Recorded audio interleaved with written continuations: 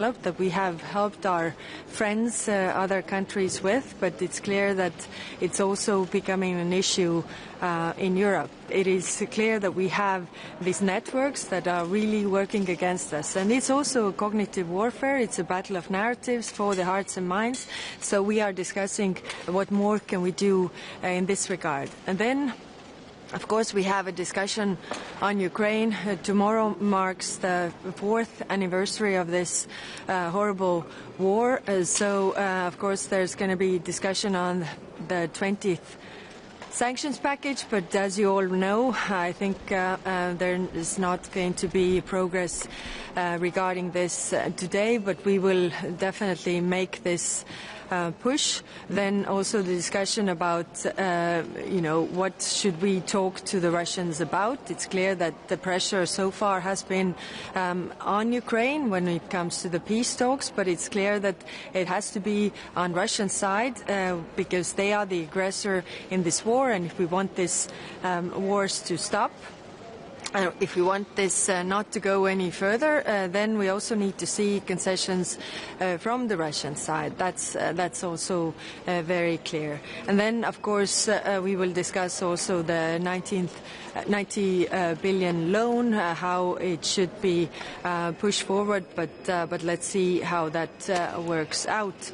And then we have the Middle East. We have Nikolai Mladenov coming to talk to us. We want to be part of the peace process in Gaza and also contribute with what we have. We have the EUBAM Rafah border crossing mission, and we have the EUPOL COPS in order to disarm Hamas. It has to be the Palestinian police, and there the EUPOL COPS could be very handy. We have had agreements also on the with Jordan and Egypt, how we can best do this, but we also need the approval from the Israeli side.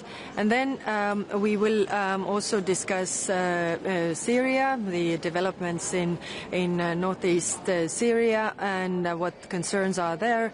And then after that, we will also touch briefly on points like Venezuela and issues that other member states want to raise. Thank you. Representative, do we want to be a negotiator with Russia from the EU? We want to have this position. We want to be, of course, of discussion who should be a negotiator from EU with Russia, and you are high representative. Yeah, I think more important than who talks to Russia is what we want to talk them about, and that's why these concessions that we need to see whoever talks to Russia, whether bilaterally or as representative of Europe as such, needs to also ask these questions, what Russia is willing to concede. Because if you ask a lot, you get little. If you ask little, you get nothing. And if you ask nothing, you will pay on top. That's very clear. So let's focus on what kind of concessions we want to see from the Russian side, not who is bringing those concessions to the table. What size of Russian army is ideal for this negotiation? Well, it's not up to me to say, but the point is that if there are limitations on the Ukrainian army, there should also be limitations on the Russian army, because they are actually the problem here. But it's of course up to the discussions. After the ceasefire in Syria right now, what message do you have for the President Ahmed Shar and the Kurdish leader Mazlum Abdi? Well, we have the ceasefire, and of course it's very fragile. So we need those forces to work together to bring about the inclusive government and really reconciliation of the country. And we are willing to help in this regard as much as we can. So also regarding institution building, today we're going to also discuss whether time is ripe to have high-level political dialogue with Syria to address all these concerns. How do you want about what Mr. Witkoff said? You seem pessimistic, but he seemed optimistic, saying that he expected breakthrough in the coming weeks and possible summits between Putin and Zelensky and maybe Trump. How do you see this optimistic going on? Do you have the same level of optimism?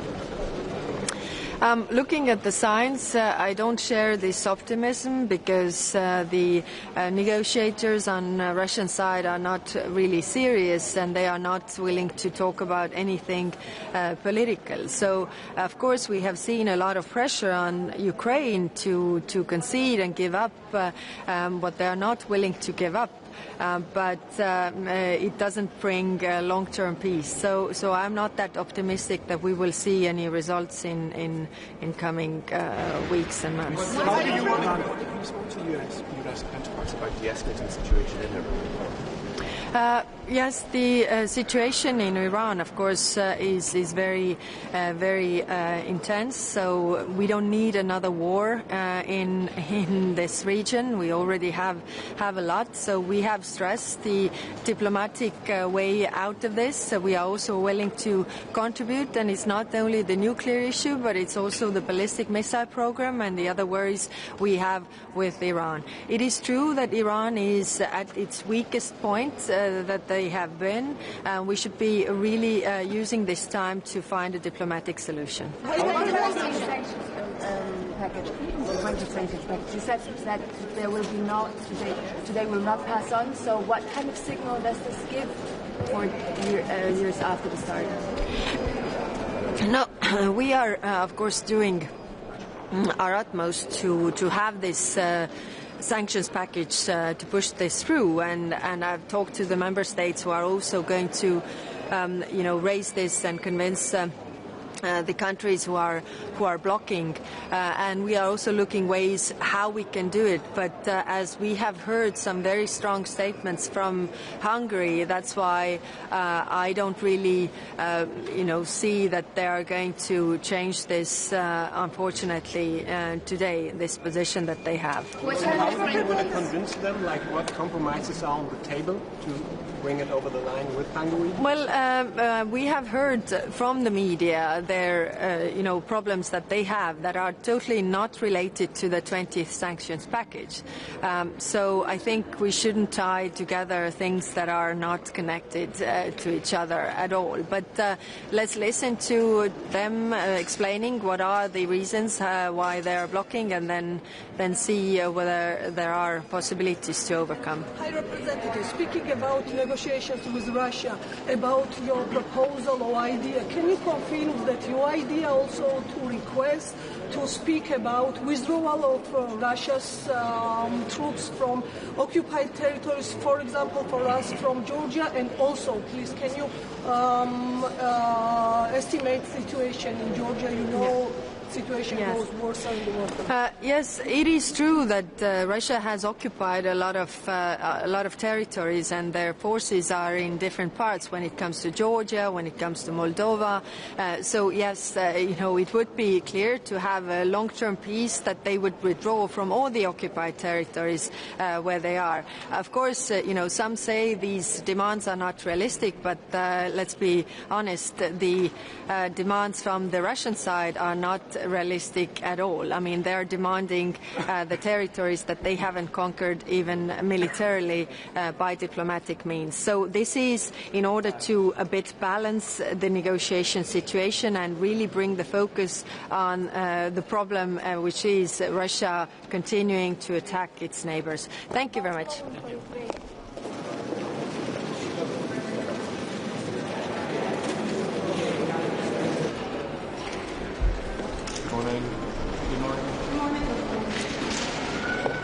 Good morning, everyone. And this is the last meeting before the 4-year anniversary of Russia's aggression, full-scale Russian aggression against Ukraine.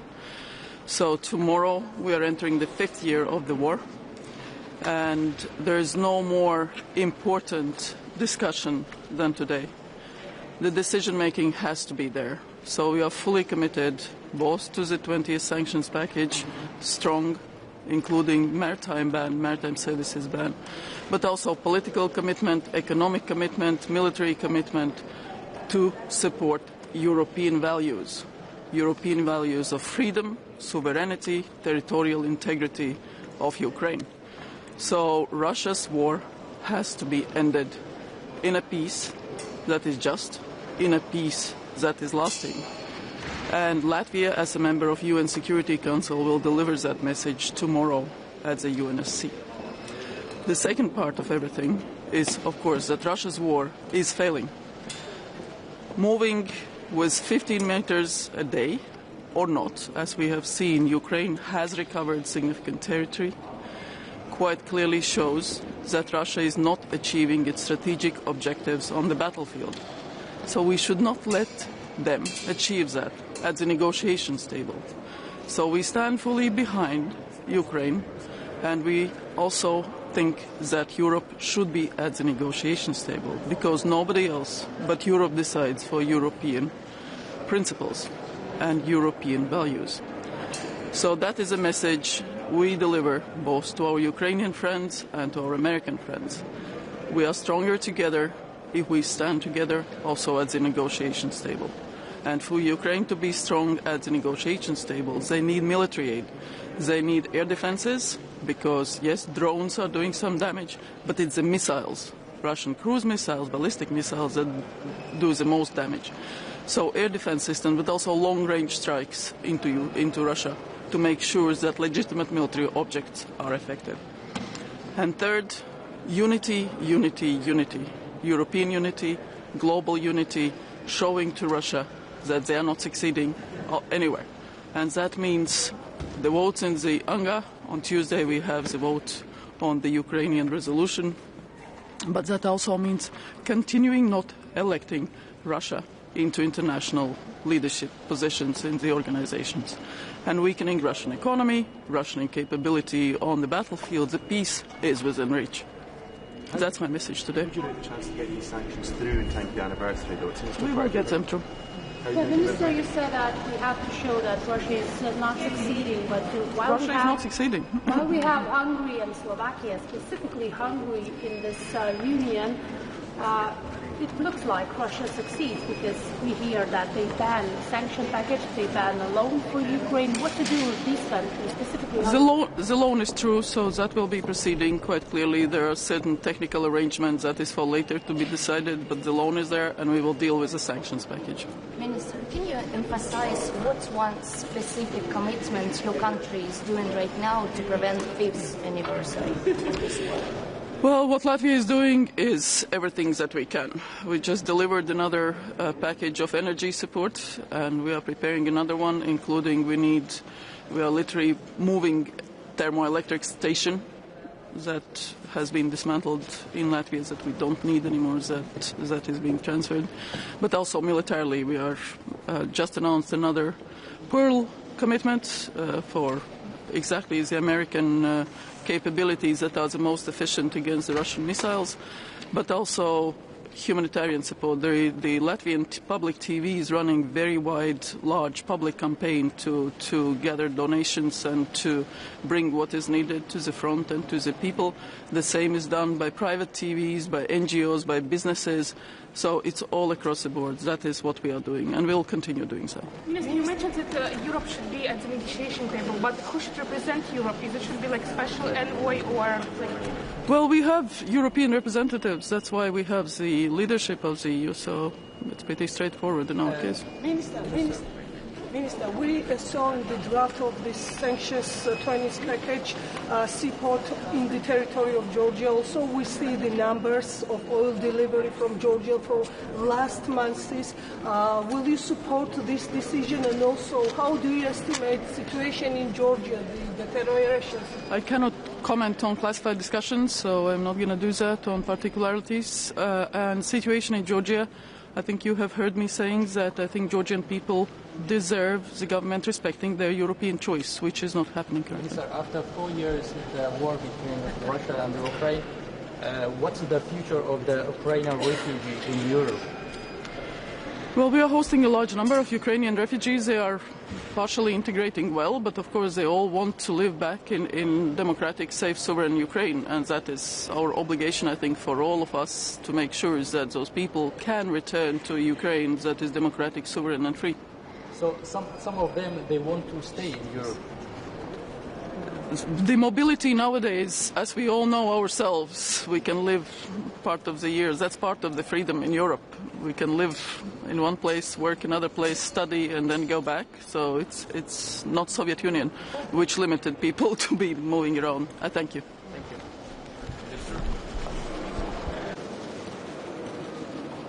They start to talk about the necessity to talk directly to Russia. Some would suggest that Mr.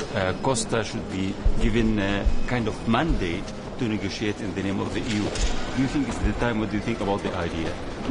I think as Chancellor Merz said in Munich speech, where he described that there was a leader of one of European states who went to Moscow before at the start of the war and came back quite shattered. So currently we don't see any indications that Russia wants peace, that there is move towards peace, so we don't see the ability for Europe to talk with Russia. In the same time, of course, we have multilateral negotiations, Ukraine, US and Russia, and Europe should be at that table because there are European interests in there, and only Europe decides for European interests. Thank you, Mr. Thank you. Munich speech, where he described that there was a leader. Labas rytas. Aš pirmiausia gal klausimų, kol neužmiršau kitų, nes šiandienos dėl JAV muitų girdėjome aukščiausiojo teismo sprendimą ir į tai reaguojant Trumpas įvedė 15% papildomus visam pasauliui. Kokia yra Lietuvos pozicija? Mes tikimės, kad Jungtinės Amerikos valstijos laikysis susitarimo, kuris buvo pasiektas rugpjūčio mėnesį 25 metais. Ir žinome, kad mūsų pusėje tie darbai vyksta Europos parlamente. Tikimės, kad ir Amerikos pusėje jie bus finalizuoti. Ir nebeįsivelsime dar į vieną eskalaciją susijusią su muitais. O šiaip tas susitarimas palenda po tuo aukščiausiojo teismo sprendimu, ar čia atskiras dalykas ir jis vis tiek galioja, ar turėtų būti panaikinta kaip teismas? Mūsų įsitikinimu jisai turėtų galioti. Vis tiek, Europos komisija investavo nemažai laiko, tai yra Europos komisijos pirmiausia kompetencija pasiekti susitarimų dėl prekybos sąlygų ir tikimės, kad jie bus įgyvendinti. Kaip Amerikos pusėje tie procesai bus organizuoti, tai jų yra pačių reikalas, bet mes tikimės, kad nereikės grįžti ir vėl iš naujo dėrėtis, nes buvo iš tikrųjų sunkiai pasiektas sprendimas. Šiandienos aktualija buvom girdėję iš Kajos Kalas, kad iki 24 vasario bus priimtas 20 sankcijų paketas. Dabar kyla klausimas, ar tai bus padaryta. Girdime Vengrijos bloką, Slovakijos ir pietų šalis reikalauja švelnesnio to laivybos draudimo. Kokia ta situacija? Ko šiandien galima tikėtis, jeigu kažko galima tikėtis? Šiandien tikiuosi labai atviros diskusijos, dar kartą sudėliojant taškus, apie ką yra Europos Sąjunga ir ko mes visi bendrai siekiame. Negalime tapti įkaitais, iš tikrųjų tai vienos valstybės pagrinde, kas yra susijęs su sankcijomis. Jeigu kas nors kitos šalys šiek tiek kelia konkrečius klausimus susijusius su jų įmonių tolimesnė veikla, tai mes turime Vengriją, kuri iš principo tiesiog blokuoja ir tiek. Ir karo metinėms, 4 karo metinėms Europos Sąjungoje neturėti 20 sankcijų paketo, ambicingas jisai jau taip ar taip nėra, bet iš viso jo neturėti yra labai bloga žinia. Yra kita dar tema, tai 90 milijardų eurų dydžio paskola, kurią ir vėl Vengrija blokuoja, vilkina. Aš nesimsiu spėlioti, kiek vidaus politiniai procesai ir rinkimai Vengrijoje lemia tokius sprendimus, bet jie yra absoliučiai žalingi. Tai čia taip pat ir Europos Sąjungoje yra klausimas, ar neturėtume imtis teisinių priemonių ir užkirsti kelią tokiam manipuliavimui ir vienbalsiškumo principų ir tiesiog kažkokios kitokios darbotvarkės įgyvendinimui, kai yra tiek daug pastatyta ant kortos. Sunki ta situacija ir bus šiandien tikrai sunkus posėdis. Žinome, kad pagrindinis Vengrijos reikalavimas leidimas družbą toliau gauti energijos išteklius. Kiek čia, manote, kad ir bus tada nusileista, bus sudarytos tos sąlygos? Jisai nėra užblokuotas tas vamzdynas. Reikia suprasti, kokia yra situacija. Jisai buvo atakuotas Rusijos pajėgų, pažeistas, jisai yra šiuo metu remontuojamas ir taip per jį nafta neteka, teka kitais būdais. Aš tik priminsiu, kad partneriai nekartą pietų šalį siūlė Vengrijai, pats buvau liudininkas kokių 5 kartų, net su per daug detaliom, sakykime, sąlygom, kaip tas galėtų būti padaryta. Vengrijai tas netinka, nori savo rusiškos naftos, kas yra pigų, faina, gal skaniau kvepia jinai negu kad kita nafta ir tiek. Aš čia matau daug politikos ir visiškai traktuoti šalį Ukrainą, kurios yra infrastruktūra daužoma, kur žmonės neturi šildymo, kur elektros neturi, ir prioritetizuoti dar ir naftotiekių taisymą tam, kad Vengrija galėtų gauti jai priimtinesnę naftą, man atrodo, čia reikia irgi šiek tiek realybėje akis pasižiūrėti. Tai yra per daug ir tai yra per įžūlų ir tai yra absoliučiai nepriimtina. Ką daryti su tokia šalimi nare? Artimiausių laikotarpių žinoma, kad reikia ieškoti spaudimo priemonių ir tai tokiu būdu spausti link kompromiso. Yra ne viena priemonė, ką ES gali padaryti per finansavimą, per tos pačius seifo pinigus, yra kitos priemonės ir reikia tą išnaudoti. O ilgesnių laikotarpių aš manau, kad mes turėtume spręsti, ar mūsų tikrai reikia 27. Sakėte, per mažai ir dabar ambicingas tas 20 paketas. Ko Lietuva jame pasigenda? Ko nėra? Ko tikėjotės, kad bus? Tikėjomės, kad bus pagrindinės įmonės. Tikėjomės, kad bus Rosatomas, jau nežinau, nuo kelinto paketo mes tą patį kartojame, kad bus Lukoilas amerikiečiai sugeba įstraukti, mes nesugebam. Tai kas yra? Tai kodėl mes negalime net su pereinamaisiais laikotarpiais įsidėti šitų įmonių? Mes tikėjomės, kad bus ambicingesnis finansų sektoriaus sankcionavimas, 25% vis dar nėra finansų paslaugų įmonių sankcionuota. Yra ilgas sąrašas, ką mes darėme, bet aš džiaugiuosi, kad Lietuva ir vėl santykinai viena daugiausia sankcijų paketų paruošusių yra valstybių. Ar aš teisingai suprantu, kad net ir tam laivybos draudimui, jeigu dabar jau bus pritarta tam 20 pakete, sušvelnintas negu iš pradžių pasiūlė komisija, ir kas dingsta? Taip, dabar jisai kompromisinis variantas vis dar yra ieškomas, jisai yra nepakankamas, jisai ir mūsų taip kaip suformuluota netenkina, nes realiai mes šitoje stadijoje draudimo dar neįvedam, mes jį nukeliam šiek tiek į ateitį. Aš suprantu, kad yra didelis poveikis įmonėms, kurios užsiema laivybą, kurios teikia tas jūrinės paslaugas, tačiau mes turime matyti ir didesnį paveikslą ir galbūt su tam tikrais pereinamaisiais laikotarpiais, su konsultacijomis, su G7, galima čia surasti tas formuotojas, nuo kada mes galiausiai įvedame. Nesuprantame, kad viršutinės kainos ribos nustatymas, naftos kainos ribos nustatymas nebėra efektyvi priemonė. Paskutinis klausimas. 90 milijardų paskola. Atsimename, kai lyderiai dėl jo sutarė, Čekija, Slovakija, Vengrija buvo eliminuotos, kad kartu imtų paskolą tam, kad balsuotų už. Dabar Vengrija tai blokuoja. Kiek tai gali iš esmės komplikuoti Ukrainos finansinius pajėgumus, kai žinome, kad balandį šalis nebeturės pinigų? Yra ne vienas teisinis politinis scenarius, kaip kada kas gali įvykti. Tai, ką išnaudoja Vengrija, jinai turi tos įrankius, nes tai yra susijęs su daugiametė finansinė perspektyva ir šitais įrankiais manipuliuoja, būtent kaip jūs sakėte, pati nedalyvaudama pačiame procese. Kaip tą pavyks pakeisti, aš tikiuosi, kad ras komisija argumentų, kaip kad ir anksčiau buvo. Šiek tiek pastumiu, šiek tiek kažką tai duodi, bet mes šito turgų turime uždaryti. Ir čia yra visų didelis lūkestis. Nes jeigu kiekvieną sprendimą priimti, reikės kažkokias morkas dalinti kiekvienam už tai, kad dėl bendrų saugumo interesų pritartų, tai ką mums tokia ES reikalinga? Tai mums reikia tokių, kur būtų bendraminčiai, kur mes vieningai matytume vieningai grėsmių paveikslą. Ir akivaizdu, kad mes jo čia nematome. Dėl to man tai čia yra pamatinis klausimas. Ar čia tikrai mes visi turim būti ES drauge? Jeigu nepatinka, susiraskit kitą organizaciją. Apie Baltarusiją. Kaip sekasi pratęsti sankcijas Baltarusijai? Koreperio sprendimas jau yra. Šią savaitę tikimės, kad bus sprendimas taip pat ir vienoje iš tarybų. Greičiausiai 26. Ką darom?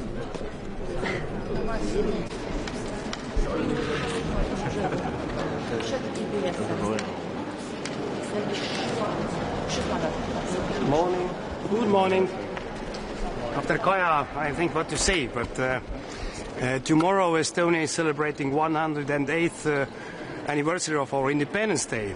And actually we gained our independence during the independence war against Russia, and we were victorious.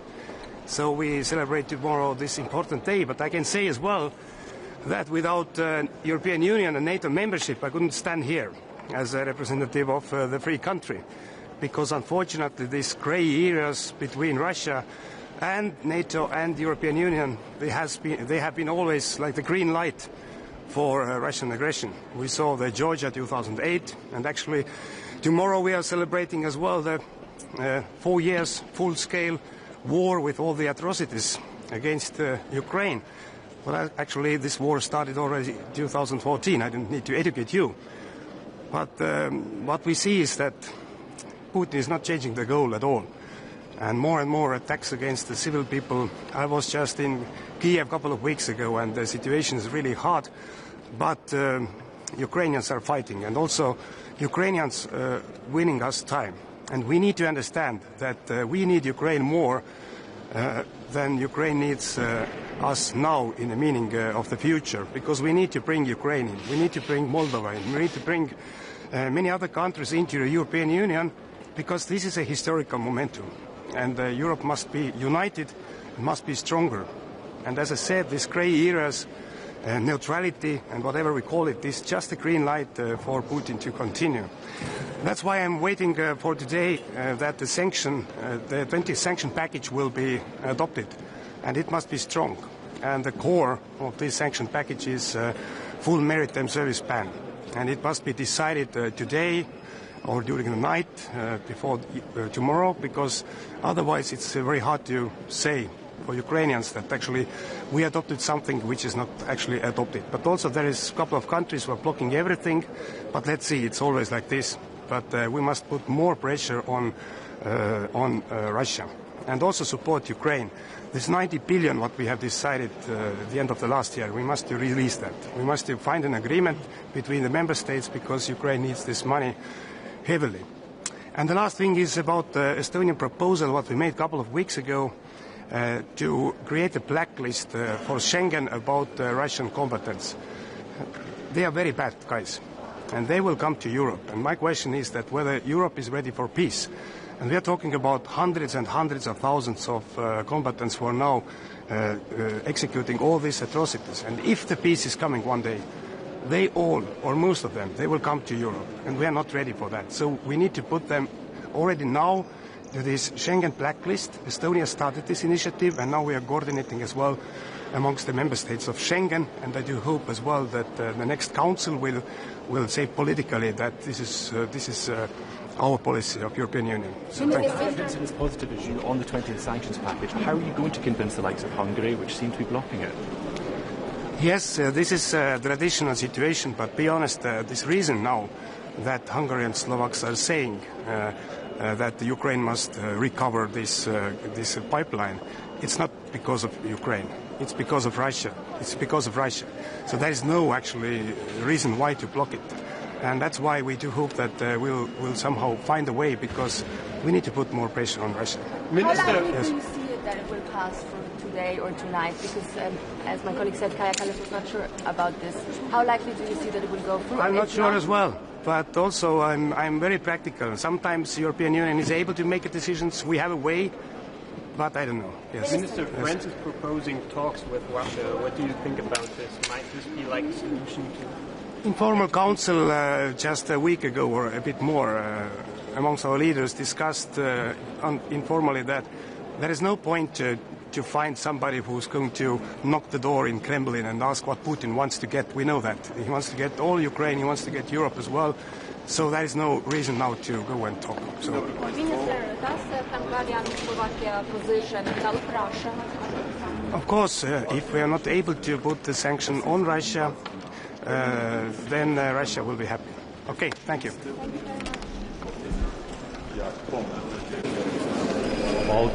About the proposition that Mr. Costa could represent the EU in direct talks with Russia, there is no such a proposition. So direct talks with Russia is not good for Ukraine right now. Okay, I'm leaving.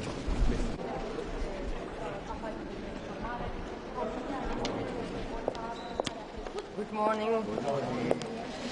Yeah, these facts meet at a very, very pivotal moment at the eve of the 4th anniversary of the Russian war of aggression against Ukraine. I was in Ukraine last week for my first time as a commissioner, and I witnessed firsthand the situation over there. The war of terror that Russia is waging against Ukraine. I visited critical infrastructure, energy infrastructure, while we were under raid alerts. We had to go in an underground shelter. I visited hospitals where surgeons are trying to save lives with very limited means. And for all these reasons, it's very important to stay committed. And the EU is committed. We were able to evacuate so far 5,000 patients, severely wounded patients, thanks to Medevac, our UCPM mechanism. We went there with 11,000 generators to keep the infrastructure running. And I think my messages to the minister will be stay the course, stay committed. It's very important to support Ukrainians in this very important period. And also, when it comes to financial support, we allocate 1.8 billion euros through our Ukrainian energy support facility and 1 billion on emergency gas.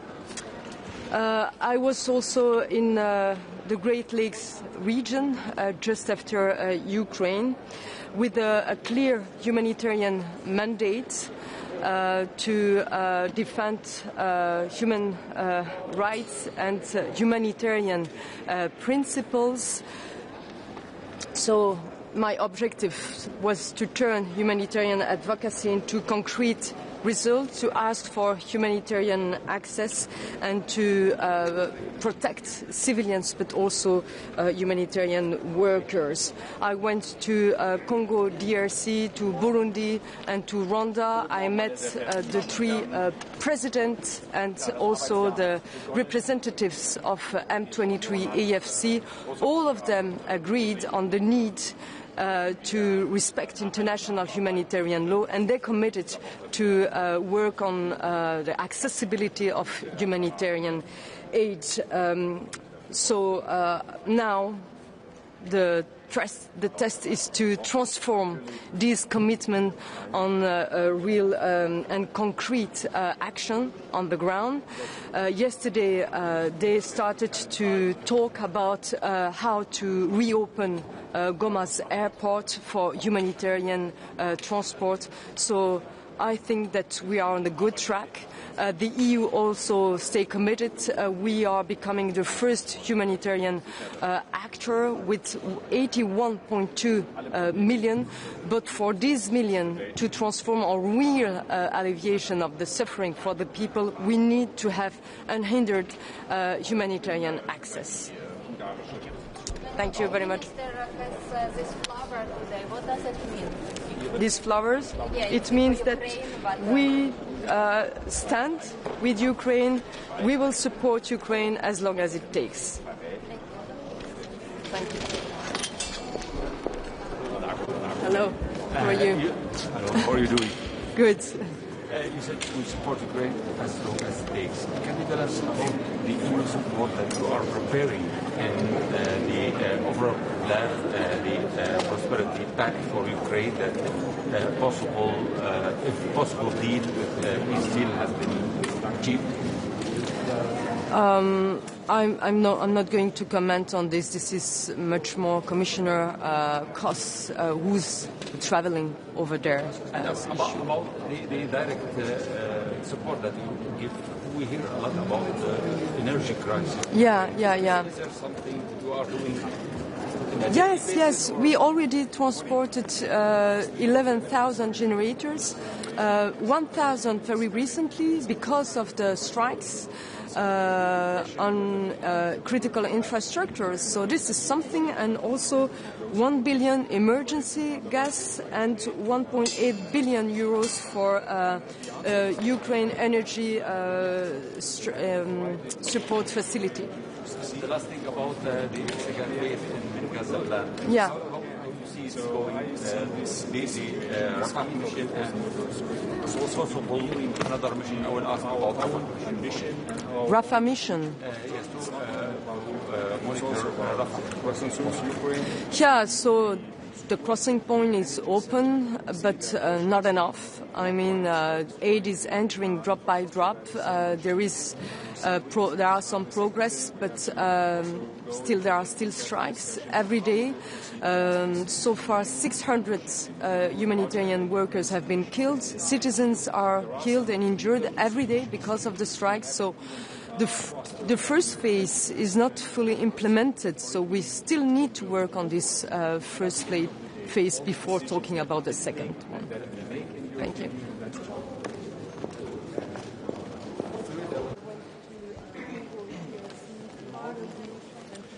So, guten Morgen, meine sehr verehrten Damen und Herren. Ja, das Arbeitsjahr hat begonnen. Die Europäische Union hat große Aufgaben vor sich und die müssen wir nacheinander abarbeiten. Und das werden wir auch in dieser Woche wieder erneut versuchen. Was steht im Mittelpunkt der Beratungen jetzt bei unserem Treffen heute und auch bei den weiteren Treffen im Verlauf der weiteren Woche? Natürlich die weitere Unterstützung der Ukraine. Wir werden uns heute noch einmal mit unserem Kollegen Sevilla zusammenschalten. Die deutsche Position ist ganz klar. Wir müssen jetzt Festigkeit zeigen. Wir müssen die Ukraine nachhaltig unterstützen. Und wir müssen genau das machen, was wir auch im vergangenen Jahr getan haben, weiter den Druck auf Russland erhöhen. Deswegen arbeiten wir intensiv an dem 20. Sanktionspaket. Und ich bin auch sicher, dass wir am Ende des Tages erfolgreich sein werden. Alle Probleme, die es gibt, sind zu bewältigen. Mit Klarheit, mit Festigkeit an der Seite der Ukraine, mit einer klaren europäischen Orientierung. Ich bin über die ungarische Position erstaunt. Wir werden mit unseren ungarischen Kollegen darüber diskutieren. Ich glaube nicht, dass es richtig ist, wenn Ungarn seinen eigenen Kampf für die Freiheit, für die europäische Souveränität verrät. Und deswegen werden wir hier auch mit unseren Argumenten noch einmal in Budapest, aber auch natürlich hier in Brüssel an die Ungarn herantreten, dass man die Position überdenkt.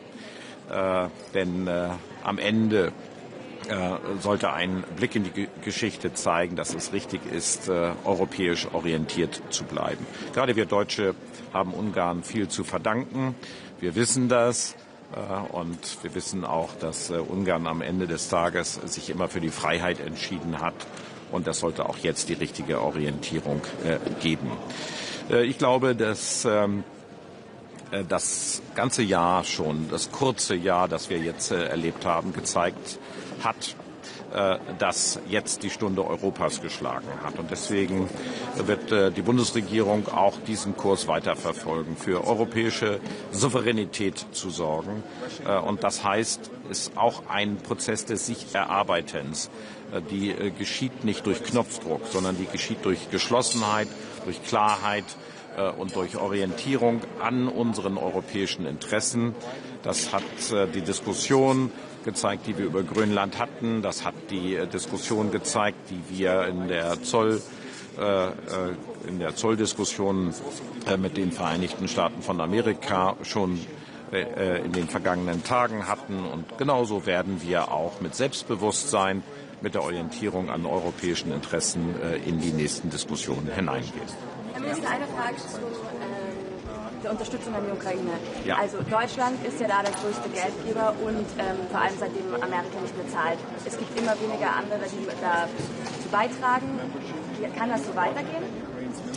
Ja, also wir sind ständig diejenigen, die klar machen, die Ukraine verteidigt nicht nur ihre eigene Freiheit und Souveränität, sondern die europäische Freiheit und Souveränität. Und deswegen werden wir immer wieder die Advokaten der Ukraine sein und werden auch wieder allen deutlich machen, das ist nicht nur eine Auseinandersetzung, die an der ukrainischen Front oder in den ukrainischen Städten gekämpft werden muss, sondern überall in Europa. Und wir brauchen deshalb europäische Souveränität.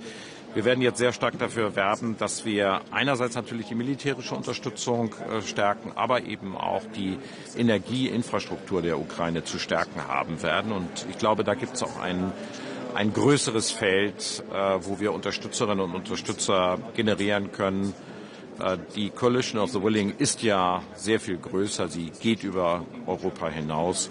Und da gibt es immer eine eindeutig deutsche Position dazu. Herr Außenminister, eine Frage. Frankreich hat uns vorgeschlagen, Gespräche mit Russland aufzunehmen. Für wie zielführend halten Sie diesen Vorschlag zum jetzigen Zeitpunkt? Braucht es eine andere Strategie über Sanktionen und Waffenlieferungen möglicherweise hinaus? Ja, unsere Strategie ist ja vollkommen klar. Wir wollen dazu beitragen, dass es eine Einigung geben kann. Aber sie scheitert ja an dem völligen Unwillen Russlands, ernsthafte Gespräche zu führen. Und solange nicht auf russischer Seite erkennbar ist, dass man ernsthaft kompromissbereit ist, müssen wir keine Selbstzweifel haben in Europa, sondern unsere Offenheit ist immer da, Gespräche zu führen. Und ich glaube, zu viele Gesprächsangebote an Russland können dort nur den Eindruck erwecken, dass man mit noch mehr Sturheit immer mehr Zugeständnisse erreicht, und das wäre das falsche Signal. Minister, what do you think about possible summit between President Zelensky, Vladimir Putin and maybe President Trump? And should Europe be represented also at this possible event? No, I do not see any readiness on the Russian side to really, in the substance, come to a compromise. So as long as this is not the case, in our view, we should be ready, of course, for talks, and President Zelensky is ready for talks, but it is still on Russia to show that they will, in substance, be giving something to Ukraine. This is for I would say this year still the case, and Europe should be on Ukraine's side. We are the supporters of Ukraine, and if Russia and if Mr. Putin was ready for talks, it's on Mr. Zelensky to come together with him. And please do not put in question what Europe's position is in this very situation. It is clear alongside with Ukraine. Thank you so much.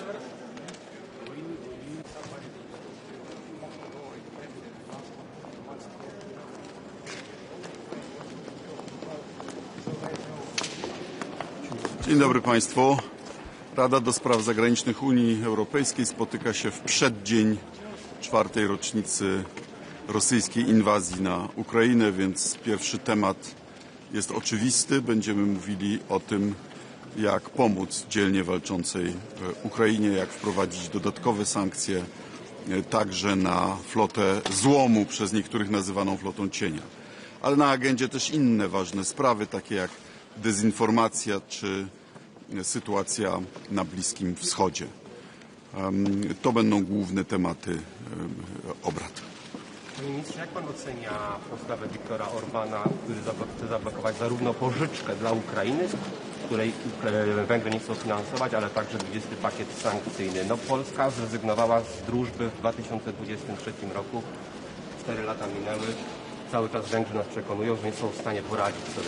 To jest oburzające, ale nie zaskakujące, bo przypominam, że Węgry już blokują pewne ważne kwestie. Na przykład sprawę zwrotów z Europejskiego Funduszu Pokoju na rzecz krajów, które na początku wojny wysłały sprzęt do Ukrainy. To jest blokada 7 miliardów euro, w tym $0,5 miliarda euro, 2 miliardy złotych na Fundusz Modernizacji Sił Zbrojnych. To była kwestia, o którą zabiegałem w relacjach z Węgrami. Niestety pozostają nieubłagani, nie chcą, aby kraje, które pomagają Ukrainie, mogły pomagać jej więcej. No i przypomnę, jednym z priorytetów polskiej prezydencji było otwarcie pierwszego klastra negocjacyjnego z Ukrainą i to też zostało przez Węgry zawetowane. Więc takie używanie agendy europejskiej do prowadzenia walki politycznej w kraju i to w sytuacji, gdy się propagandą nastawiło własne społeczeństwo przeciwko walczącej Ukrainie, no jest moim zdaniem złamaniem solidarności europejskiej, do której jesteśmy zobowiązani przez traktat w Lizbonie.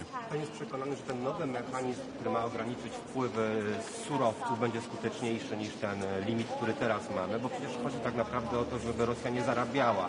Ten mechanizm bez G7 oznacza, że Rosja będzie mogła zarabiać więcej w Azji, w Afryce długofalowo, to jej się opłaca, żeby mieć akurat te rynki, a nie Europę. No, przypomnę, że za naszej prezydencji zwielokrotniliśmy liczbę statków objętych sankcjami. Tutaj różne metody są stosowane, a cel jest taki, jaki pan mówi, żeby Putin nie mógł finansować swojej machiny wojennej. I Węgry od wielu lat mają opcję kupowania ropy i gazu z kierunku południowego, tak jak reszta Europy. Gdyby zawarł długofalowe kontrakty, to ceny są porównywalne. Z jakiegoś powodu woli kupować od Putina. Minister Nawrocki zapowiedział, że zawetuje SAFE, program SAFE. Czy pan to jakoś skomentuje? Ja jeszcze nie widziałem tego.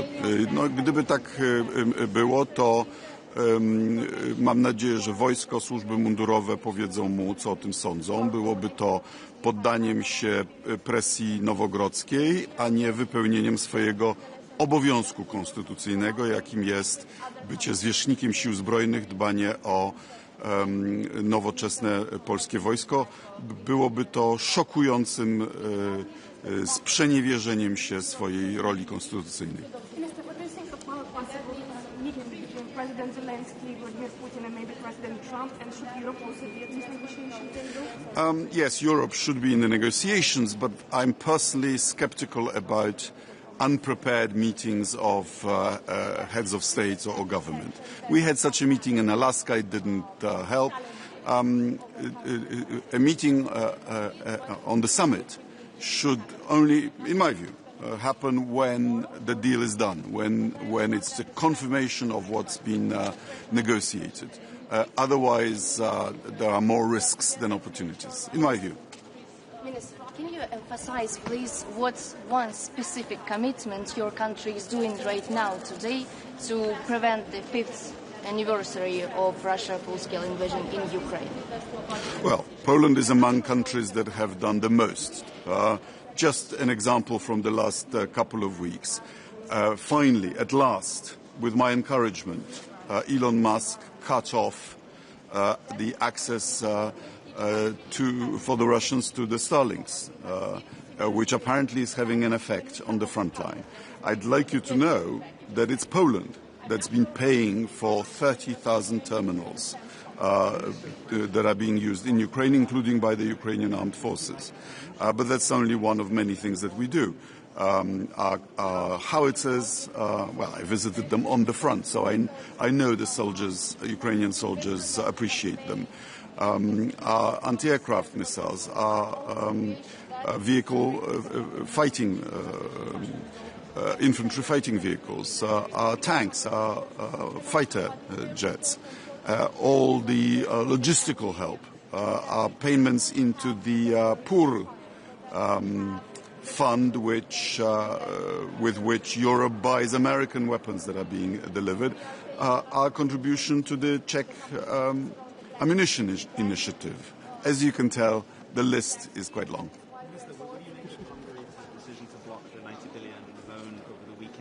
Do you think that the EU should have like a plan B in case this loan doesn't come ahead? You know, the thing that shocks me fundamentally is that while Ukraine is defending itself against the might of the Russian army, Hungarians used to understand what it's like.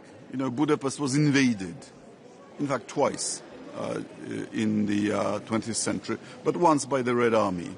I would have expected a much greater feeling of solidarity from Hungary for Ukraine, and instead, with the help of state propaganda and private but media controlled by the government, the ruling party managed to create a climate of hostility towards the victim of aggression, and now is trying to exploit that in the general election. It's quite shocking. And this is the last question, please. Marco Rubio travelled to Bratislava and also Budapest earlier this month. Do you think Hungary's lack of behaviour is linked to the fact that Rubio went to those countries and said, you're an essential partner for the US? Actually, Mark Rubio, to give credit where credit is due,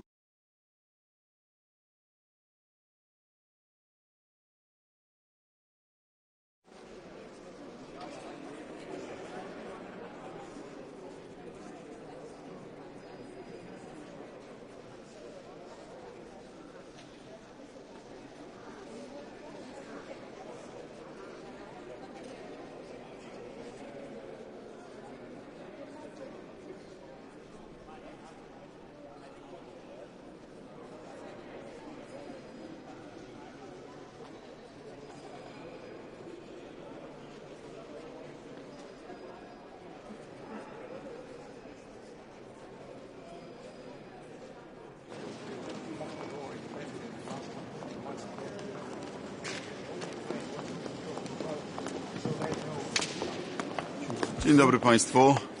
Rada do Spraw Zagranicznych Unii Europejskiej spotyka się w przeddzień 4. rocznicy rosyjskiej inwazji na Ukrainę, więc pierwszy temat jest oczywisty. Będziemy mówili o tym, jak pomóc dzielnie walczącej Ukrainie, jak wprowadzić dodatkowe sankcje także na flotę złomu, przez niektórych nazywaną flotą cienia. Ale na agendzie też inne ważne sprawy, takie jak dezinformacja czy sytuacja na Bliskim Wschodzie. To będą główne tematy obrad. Panie ministrze, jak pan ocenia postawę Viktora Orbana, który chce zablokować zarówno pożyczkę dla Ukrainy, której Węgry nie chcą finansować, ale także 20 pakiet sankcyjny? No, Polska zrezygnowała z drużby w 2023 roku. 4 lata minęły. Cały czas Węgrzy nas przekonują, że nie są w stanie poradzić sobie z sytuacją. To jest oburzające, ale nie zaskakujące, bo przypominam, że Węgry już blokują pewne ważne kwestie. Na przykład sprawę zwrotów z Europejskiego Funduszu Pokoju na rzecz krajów, które na początku wojny wysłały sprzęt do Ukrainy. To jest blokada 7 miliardów euro, w tym pół miliarda euro, 2 miliardy złotych na Fundusz Modernizacji Sił Zbrojnych. To była kwestia, o którą zabiegałem w relacjach z Węgrami. Niestety pozostają nieubłagani, nie chcą, aby kraje, które pomagają Ukrainie, mogły pomagać jej więcej. No i przypomnę, jednym z priorytetów polskiej prezydencji było otwarcie pierwszego klastra negocjacyjnego z Ukrainą i to też zostało przez Węgry zawetowane. Więc takie używanie agendy europejskiej do prowadzenia walki politycznej w kraju i to w sytuacji, gdy się propagandą nastawiło własne społeczeństwo przeciwko walczącej Ukrainie, no jest moim zdaniem złamaniem solidarności europejskiej, do której jesteśmy zobowiązani przez traktat w Lizbonie. Pan jest przekonany, że ten nowy mechanizm, który ma ograniczyć wpływy z surowców, będzie skuteczniejszy niż ten limit, który teraz mamy, bo przecież chodzi tak naprawdę o to, żeby Rosja nie zarabiała. Ten mechanizm bez G7 oznacza, że Rosja będzie mogła zarobić więcej w Azji, w Afryce długofalowo, to jej się opłaca, żeby mieć akurat te rynki, a nie Europę. No, przypomnę, że za naszej prezydencji zwielokrotniliśmy liczbę statków objętych sankcjami. Tutaj różne metody są stosowane, a cel jest taki, jaki pan mówi, żeby Putin nie mógł finansować swojej machiny wojennej. I Węgry od wielu lat mają opcję kupowania ropy i gazu z kierunku południowego, tak jak reszta Europy. Gdyby zawarł długofalowe kontrakty, to ceny są porównywalne. Z jakiegoś powodu woli kupować od Putina. Nawrocki zapowiedział, że zawetuje SAFE, program SAFE. Czy pan to jakoś skomentuje? Ja jeszcze nie widziałem tego. No, gdyby tak było, to mam nadzieję, że wojsko, służby mundurowe powiedzą mu, co o tym sądzą. Byłoby to poddaniem się presji nowogrodzkiej, a nie wypełnieniem swojego obowiązku konstytucyjnego, jakim jest bycie zwierzchnikiem sił zbrojnych, dbanie o nowoczesne polskie wojsko. Byłoby to szokującym sprzeniewierzeniem się swojej roli konstytucyjnej. President Zelensky, Vladimir Putin, and maybe President Trump, and should Europe also be at these negotiations? Yes, Europe should be in the negotiations, but I'm personally skeptical about unprepared meetings of heads of state or government. We had such a meeting in Alaska, it didn't help. A meeting on the summit should only, in my view, happen when the deal is done, when it's the confirmation of what's been negotiated. Otherwise, there are more risks than opportunities, in my view. Minister, can you emphasize, please, what's one specific commitment your country is doing right now, today, to prevent the 5th anniversary of Russia's full-scale invasion in Ukraine? Well, Poland is among countries that have done the most. Just an example from the last couple of weeks. Finally, at last, with my encouragement, Elon Musk cut off the access for the Russians to the Starlinks, which apparently is having an effect on the front line. I'd like you to know that it's Poland that's been paying for 30,000 terminals that are being used in Ukraine, including by the Ukrainian armed forces. But that's only one of many things that we do. Our howitzers, well, I visited them on the front, so I know the soldiers, Ukrainian soldiers, appreciate them. Our anti-aircraft missiles, our vehicle fighting, infantry fighting vehicles, our tanks, our fighter jets, all the logistical help, our payments into the poor fund with which Europe buys American weapons that are being delivered, our contribution to the Czech ammunition initiative. As you can tell, the list is quite long.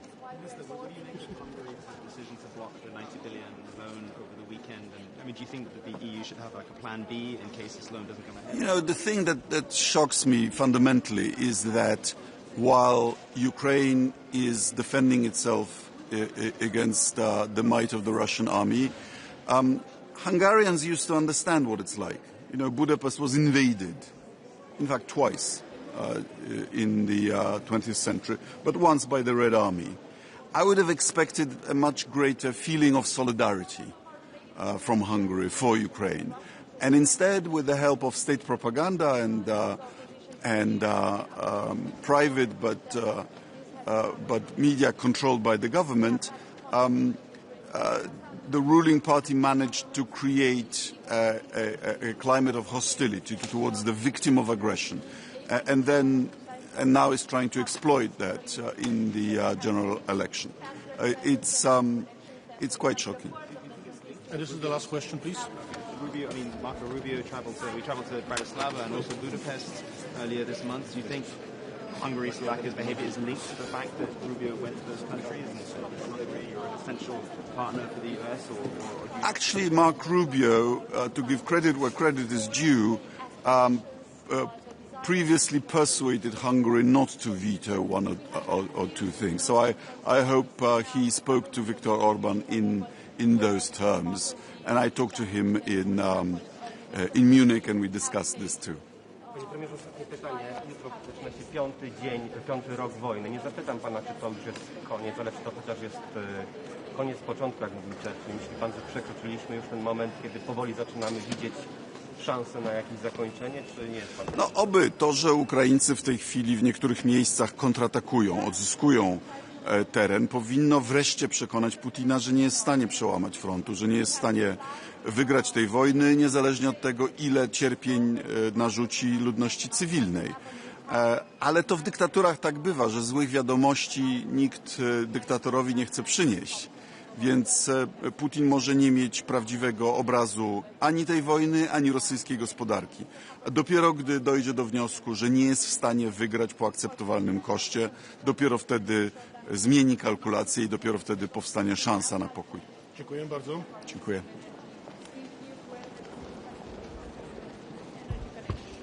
Dla euro 2 miliardy złotych na Fundusz Modernizacji Sił Zbrojnych. To była kwestia...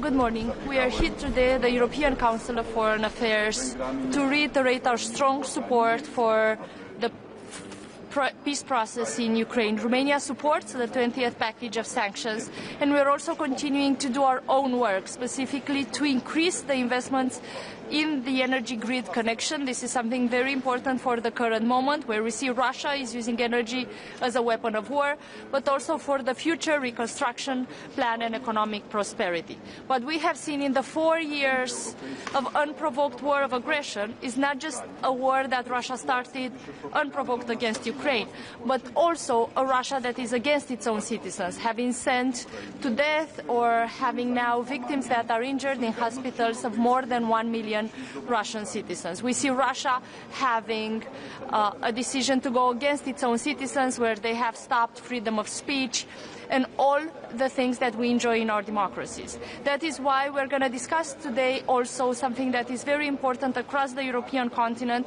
which is how we recognize and how do we prevent malign interference, disinformation campaigns, and hybrid attacks that are going on against our democracies.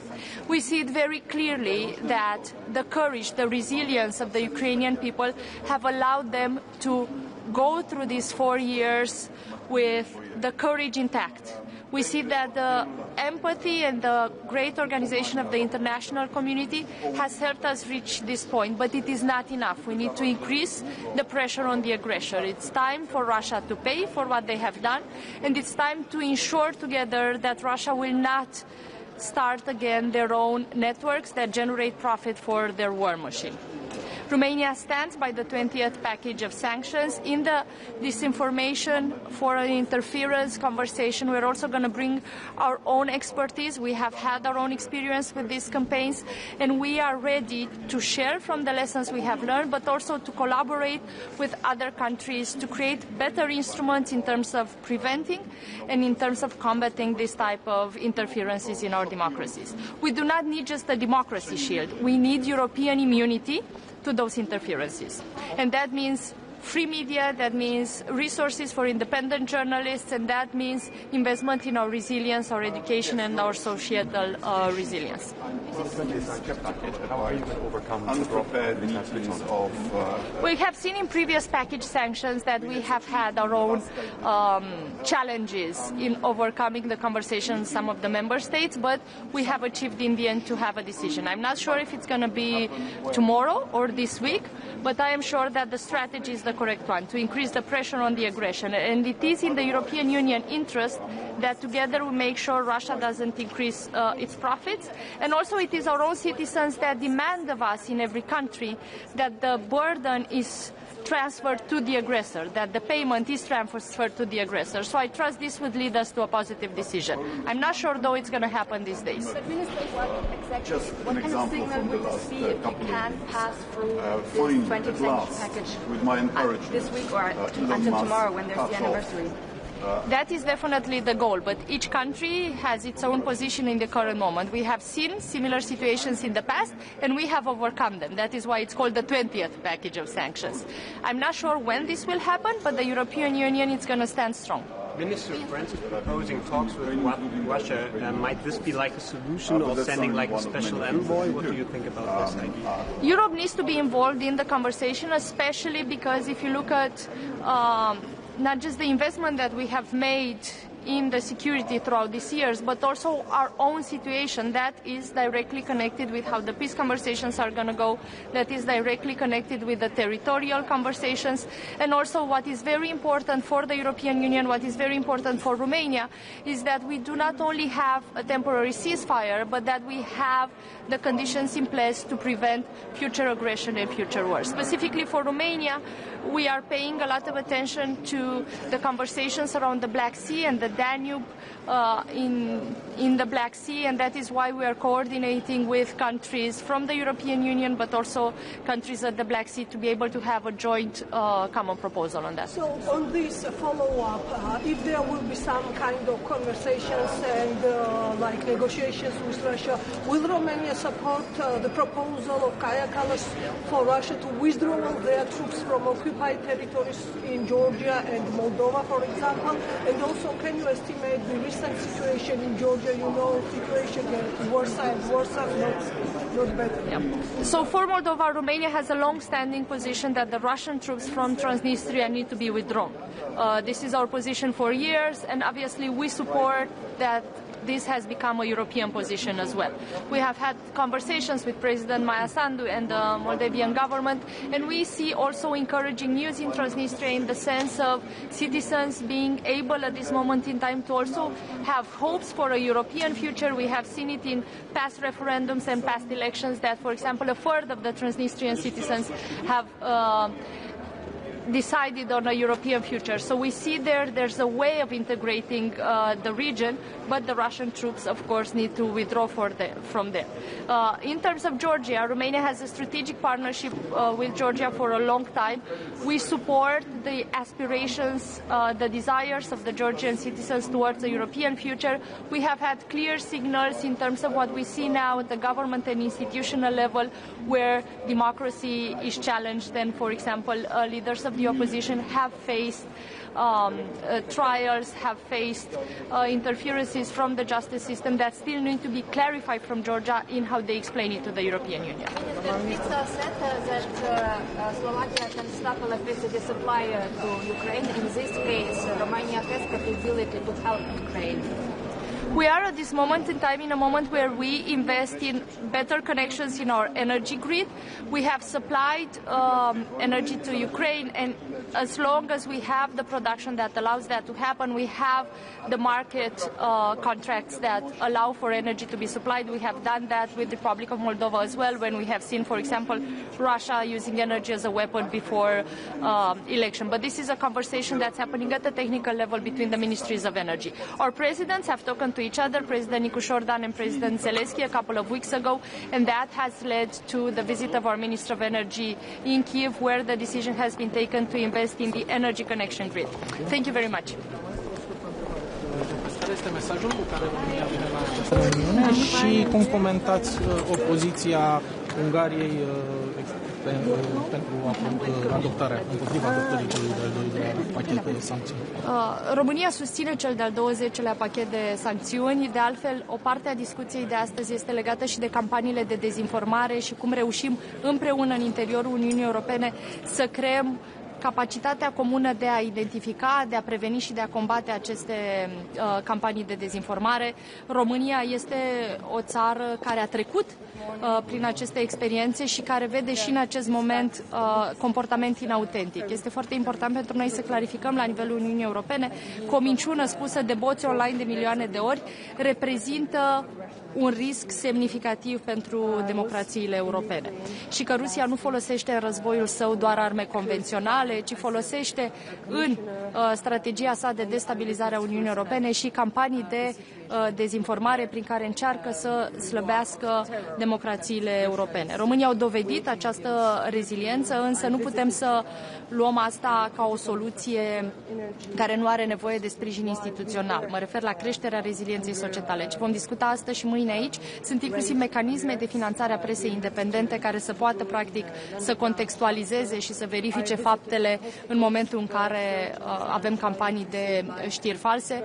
Despre ce discutăm atât astăzi cât și mâine aici în Bruxelles, discutăm și despre soluții pentru a crește investiția necesară în educație și în reziliența societală. Mulțumesc! Just a quick question, Mr. Hello. Hi. There is some ideas that the EU should give mandate for Mr. Costa to represent the EU in direct talks with Russia. Do you think it's the time? What do you think about this idea? Or have this proposal hasn't been put forward. Thank you. But about the mandate itself? We don't have the proposal. That proposal hasn't been forward. But also a Russia that is against its own citizens, having sent to death or having now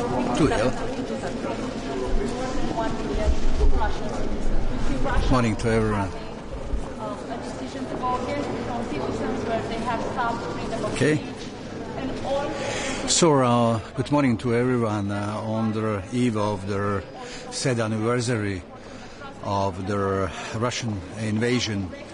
We stand firmly with Ukraine. We will step up our support for Ukraine and increase pressure on Russia. Then the High Representative Nikolai Mladenov will join us to discuss Gaza under a peace plan by the President Trump. To conclude our meeting, we will turn to Syria and the situation in Iran, which risks global stability. Thank you so much. Just a quick question. Das ganze Jahr schon, das kurze Jahr, das wir jetzt Zeit hatten, Morning. As the 4th anniversary of the full-scale invasion against Ukraine is coming, it's a real time for Europe to answer the question whether we have delivered enough to Ukraine, whether we have supported enough Ukraine during those 4 years, and what is in front of us like today and also in the upcoming time. And the answer is that we haven't done enough yet. We haven't provided enough for Ukraine to succeed, for Ukraine to defeat the enemy, and we could, and we still can.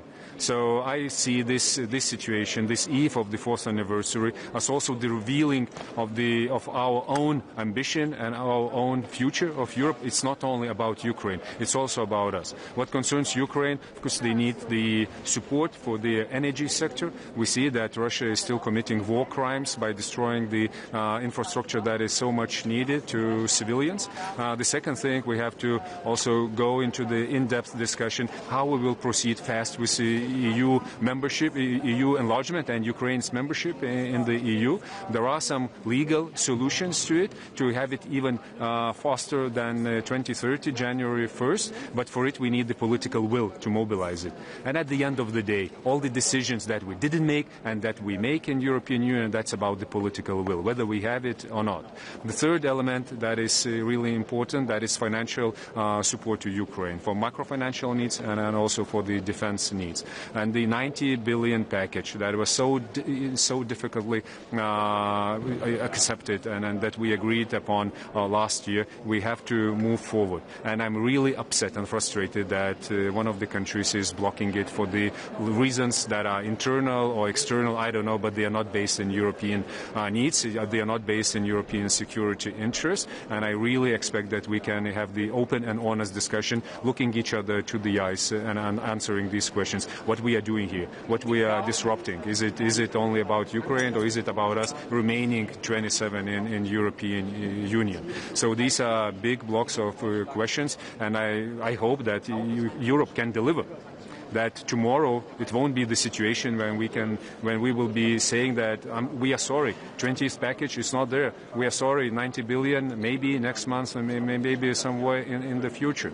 And if we're making the decision on 20th sanctions package, immediately we have to work on the 21st, because there are still big primes, Russian primes that are not sanctioned. Rosatom, not there. Lukoil, in the American sanction list, but not in ours. Why?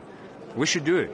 And then also, same with the maritime service ban, we have to introduce it really fast, and I expect that it will be also in 20th sanctions package.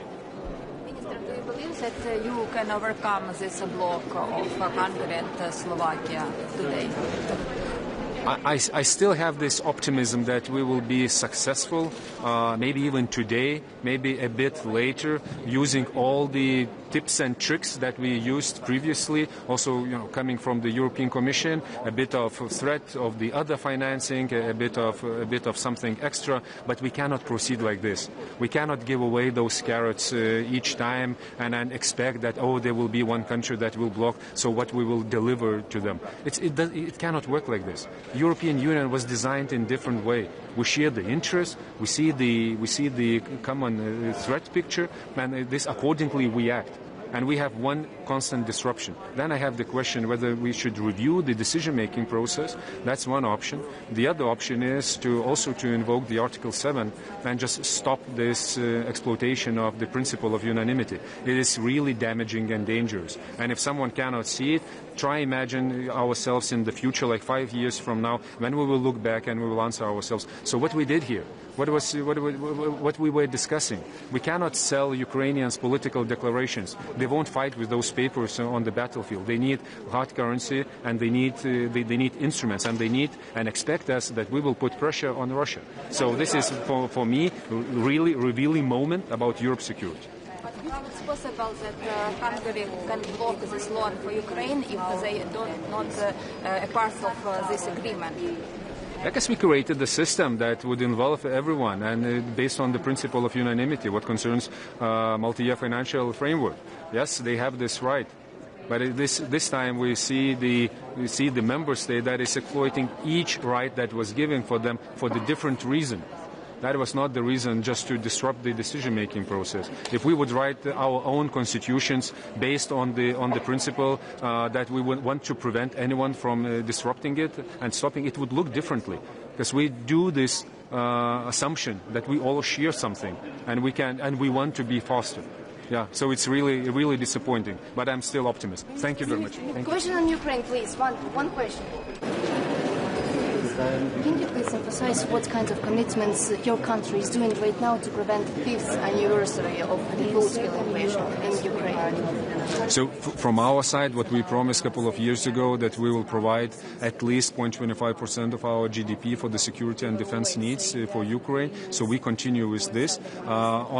During the springtime, my ambition is to proceed further with the faster membership and the accession to European Union for Ukraine. We do a lot what concerns our projects of the support to Ukraine related to the membership. That is EU for Ukraine project, when we support the administrative capacities, and also many others, as bringing also the experts and specialist Ukrainians back to Ukraine. So there is a lot to do, not only on the military and security field. Yeah, and we still stand with the Ukrainian society. You're really courageous, and we are really proud of you, and we have this duty to support with everything we have. Thank you. Thank you. Each time, and I expect that only will be one country that will block it. So what we will deliver. Yes. Good morning. I make a statement from Slovenia. We are entering in the 5th year of the horrible Russian aggression in Ukraine. And we have to say that it's unbearable to see the human suffering, the destruction. The winter is here, the cold, and people really suffering, civilians, women and children.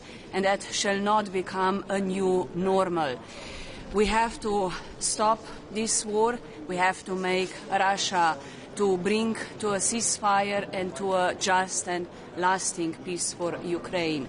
More than 19,000 Ukrainian children have been forcibly displaced, have been stolen, and we have to bring them back to the country. And we have to really find an agreement how to end this war. The sunflower that we have today represents the sun, it presents the light, it's going towards the light, and this is what is our message today. Ukrainian people will always have our support, and this is about their dignity, about their hopes, and about their power. And Slovenia supports the 20th sanction package, and we support also the pressure on Russia to really end this war and bring to a meaningful peace for Ukrainians. Minister, quick question, Minister, about the negotiations, direct negotiations with Russia. We know that in some point the President supported your President supported this kind of approach. Do you think it's the time? Do you think a mandate should be given for EU representative to engage in direct talks with Russia? I mean, certainly Europe has to be part of the negotiations. It's about safety guarantees, it's about peace and stability on the whole continent of Europe. We were always saying that Ukrainians, of course, are the ones that are deciding, but with Europe at the table, not on the table. We have our rights, and we have also our say. So when I say safety guarantees, meaningful ceasefire, just and lasting peace, no one can by force change the internationally recognized borders. So this is a very clear position from Slovenia. We are strongly supporting Ukraine and will continue doing so as long as it takes. I also hope that we will manage to find an agreement on sanctions. Thank you.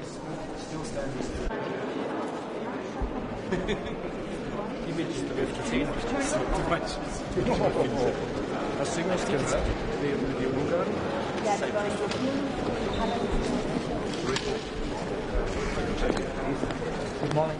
Kalimera. Good morning. Today, tomorrow, marks another year since Russia's full-scale invasion of Ukraine, and we stand here with our Ukraine friends in solidarity and support, taking every measure in our within our power to support them. Now, today is the second Agri-Fish Council under the Cyprus presidency, in a moment where Europe must reinforce its resilience, must reinforce its strategic autonomy, while remaining open to the world, while remaining engaged with the world. And food security lies in the heart of this vision. Now, at the center of our work is, of course, CAP after 2027. And for us, CAP is not just another financial instrument, it's not just another policy instrument, it's one of the greatest success stories of European integration, is the cornerstone of our farmers' support, is the cornerstone of our rural communities' support.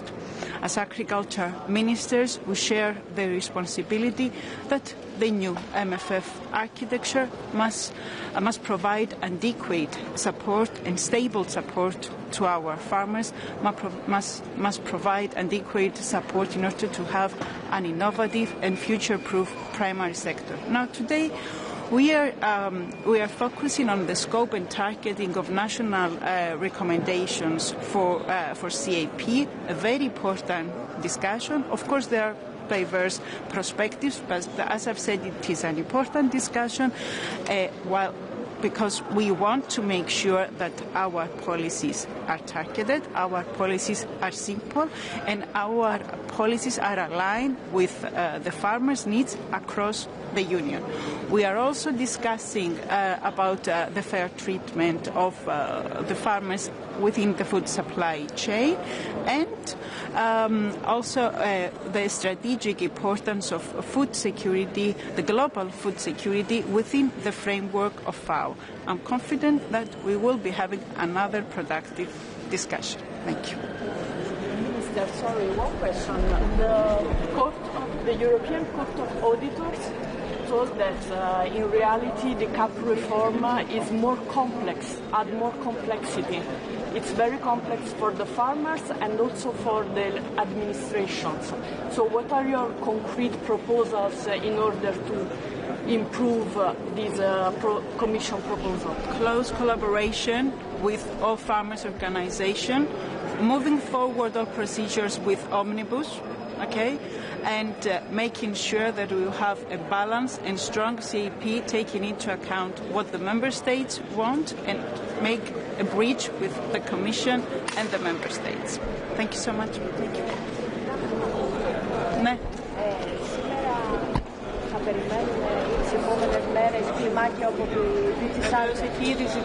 Έχει ήδη ζητηθεί.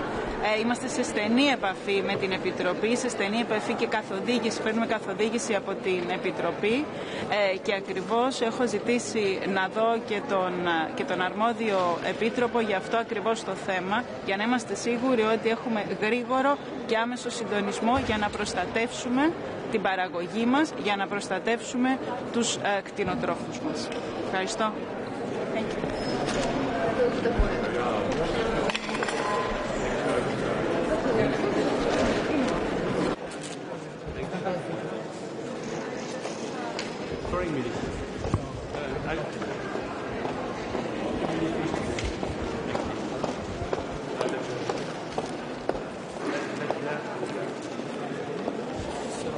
Yeah.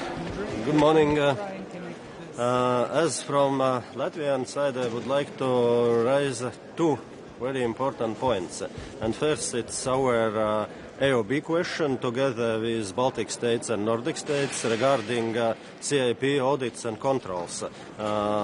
When this period started, 2023, that was many new approaches, and at the end, what we see, it's more bureaucracy from the Commission to the Member States, and actually that goes also for the farmers. And that's what we see. Commission approach is quite unfavorable and very different. For example, in previous period they was applying corrective measures, but now they're already applying, as there is some incompliances, applying financial corrections. And that makes very difficult this approach in the new period and we are asking together with Baltic and Nordic countries and those countries who are supporting our AOB question to make a new approach and to be more flexible and not to make more bureaucracy. Because bureaucracy starts in Brussels, then it goes to member states, and then the farmers are not happy because they are receiving all rules and regulations from us, and that is not the way. Commission all proposing and saying, there should be less administrative burdens and less bureaucracy, but in reality, from the 2023, it's a different way, and that's what we would like to raise and urge Commission to make some moves.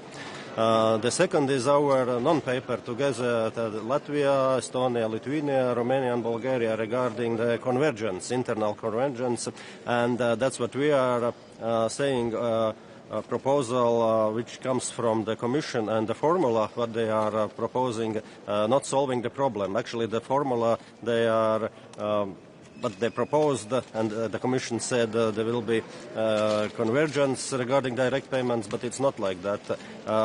We are saying, there must be a specific approach, some top-ups for those countries who are not reaching the average EU direct payments. And for example, in Latvian case, we are only on the 74% level, and that is quite unfair after almost 24 years in the European Union, so there is such a difference and which causes unfair competition between farmers. So two many points. So thank you very much.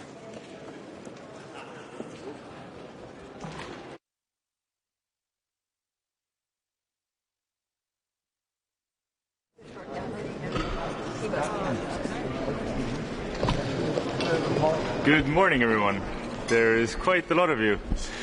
So today we'll be talking about what's really important for the Estonian farmers, the plant protections.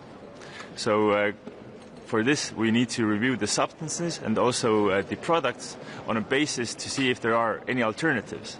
Because we're facing a situation where certain substances or products are being banned, but there are no alternatives, so the farmers are being hit with pesticides, and this is something that's not sustainable in the longer run, and this really hurts the agricultural sector. Secondly, we're talking about the unfair trade practices. So we've had the 5-year review currently in Estonia. What we see is there are good implementations. The farmers and industries are being paid in a better scale, but still there is a big problem with the fear of speaking out in case these practices are being not followed in a good sense, in the fear of having the product removed from the stores. So we need to encourage the farmers to actually enact on these practices, to know what their rights are, and when negotiating contracts to be aware of what should be included there and what not. And thirdly, I would like to mention the Common Agricultural Policy discussions in where our position is that the suggestions that come out from the Commission should come out as early as possible so they could be added to the planning, but also that the suggestions should be on a suggested level because the structures and the emphasis and priorities of countries are different. So most of these policies should be suggestive, and we should let the decisions be taken on a national level on how to enact these. Thank you.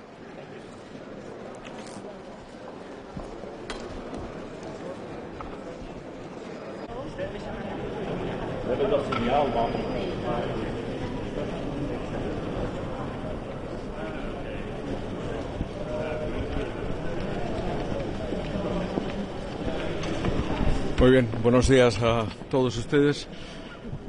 Tenemos esta mañana reunión del Consejo Agrifish, pero me permitirán que antes haga un comentario en relación con lo ocurrido en España en las últimas semanas en relación con las 8 borrascas que hemos tenido en nuestro país, que han provocado que, por ejemplo, en Andalucía y en Extremadura se haya producido una pluviometría 3 veces superior a la media habitual. Como consecuencia de todo ello, hace un par de semanas solicité de la Comisión Europea la activación de la reserva agrícola.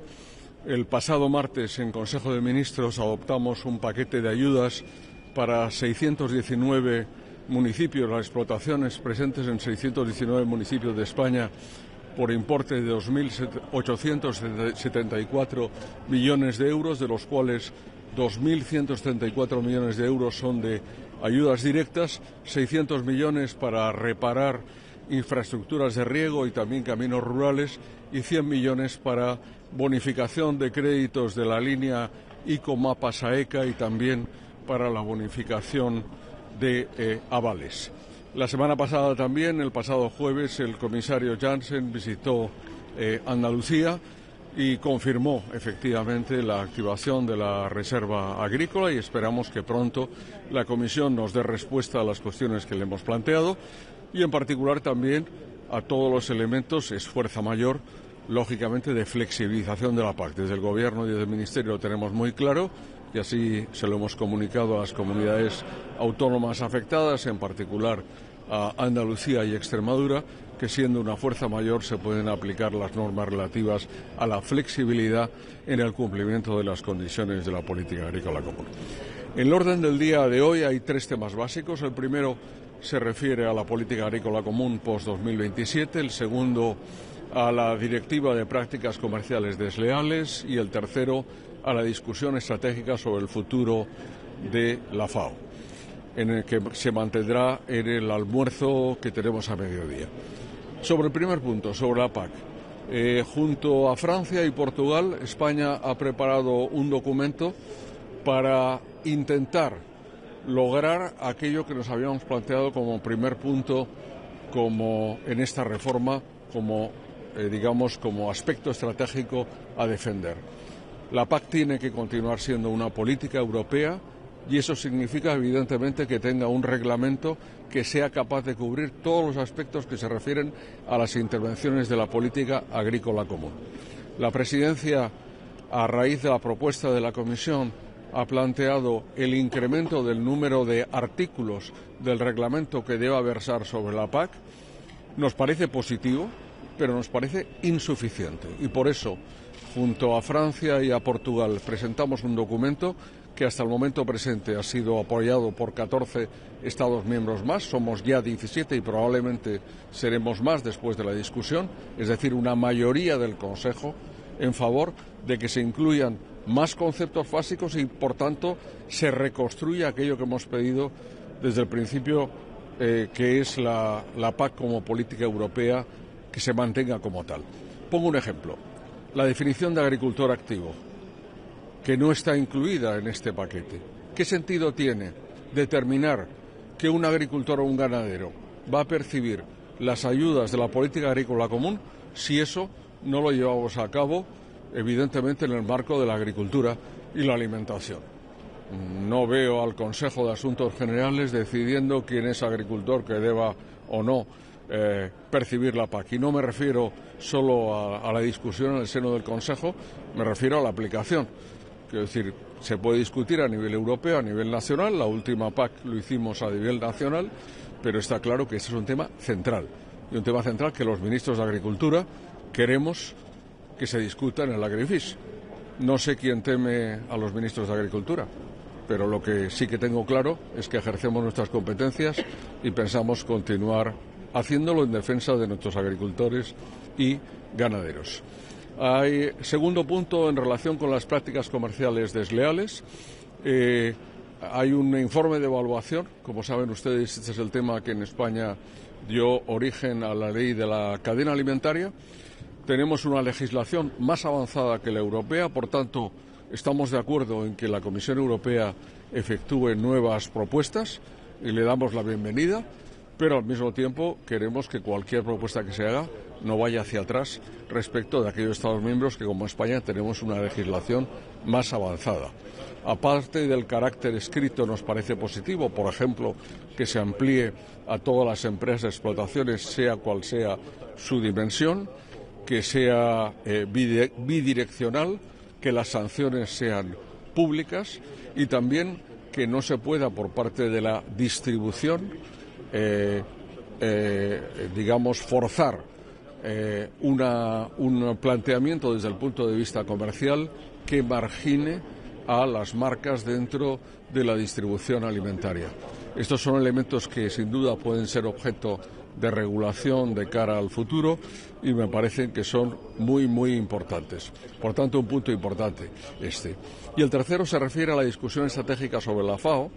Como saben ustedes, en el marco de UN80 está en estos momentos discutiéndose un informe sobre la puesta al día de las estructuras de la FAO. Se han creado 2 grupos de trabajo. Es muy importante porque la FAO y su objetivo sobre acabar con el hambre y la malnutrición continúa siendo, por desgracia, un objetivo de actualidad. Estamos hablando pues casi en torno a los 700 millones de personas en el mundo que pasan hambre y más del doble que están con problemas de desnutrición. Por tanto, continúa siendo el objetivo fundamental. En este momento estamos viviendo una crisis a nivel de los organismos de Naciones Unidas, de las relaciones internacionales, de una puesta en duda de su papel, pero por eso es muy importante que se oiga la voz de la Unión Europea. Por razones de credibilidad, porque somos un socio fiable, que no solo somos la Unión Europea más los 27 Estados miembros el primer donante, sino que además defendemos unos principios de democracia, de libertad, de respeto y evidentemente los derechos humanos básicos, como es el derecho a la alimentación, que están en nuestro ADN. Por eso tenemos también una responsabilidad particular y voy a pedir como España que en este proceso de reforma la voz de la Unión Europea se escuche fuertemente y seamos capaces de influir sobre el futuro de esta organización, que es absolutamente fundamental para nuestro planeta y sin duda, para la alimentación en el mundo. Estos son los temas que hoy vamos a tratar. Evidentemente hay puntos varios, si quieren ustedes algún comentario sobre alguno, pero estos son los puntos básicos. A su disposición. Ministro, sobre el acuerdo comercial con Estados Unidos, la Unión Europea, no sé si usted es partidario de que el Parlamento Europeo posponga la votación de ratificación o no, o no sé si tenemos... Bueno, esta es una... Sí, vamos a ver, una situación pues compleja, ¿no? Es decir, lo que haga el Parlamento Europeo le corresponde al Parlamento Europeo decidirlo. Ayer la Comisión Europea, en un comunicado yo creo que tremendamente claro por parte de la presidenta y por parte del comisario Šefčovič, también indicaron cuál es la posición. Nosotros trabajamos con la Comisión Europea porque esta es una cuestión de interés comunitario. España es parte de la Unión Europea y, por tanto, nuestra postura está definida en este ámbito. Hay 2 temas que nos preocupan. El primero, que la aplicación de este nuevo arancel universal del 15% más la aplicación con el tratamiento de nación más favorecida pudiera dar lugar a aranceles superiores al 15%, como un riesgo, lo plantea el comunicado. Y como muy bien dice el comisario Šefčovič, un acuerdo es un acuerdo. Y por tanto tenemos que mantener el acuerdo que tenemos en estos momentos con Estados Unidos. En segundo lugar, que se producen efectivamente al plantearlo con carácter universal desventajas competitivas. Es el problema. Los aranceles no son un buen instrumento de política comercial y aquí lo estamos viendo claramente. Lo que hacen es provocar disrupción en lugar de provocar lo que las empresas exportadores e importadores quieren, como el Gobierno de España, que es estabilidad y predictibilidad. Y yo creo que esto efectivamente no se da aquí. Estamos siguiéndolo muy cerca con la Comisión Europea y esas 2 condiciones que he indicado, que la propia Comisión ha subrayado, me parecen fundamentales de cara al futuro. A partir de ahí, bola de cristal.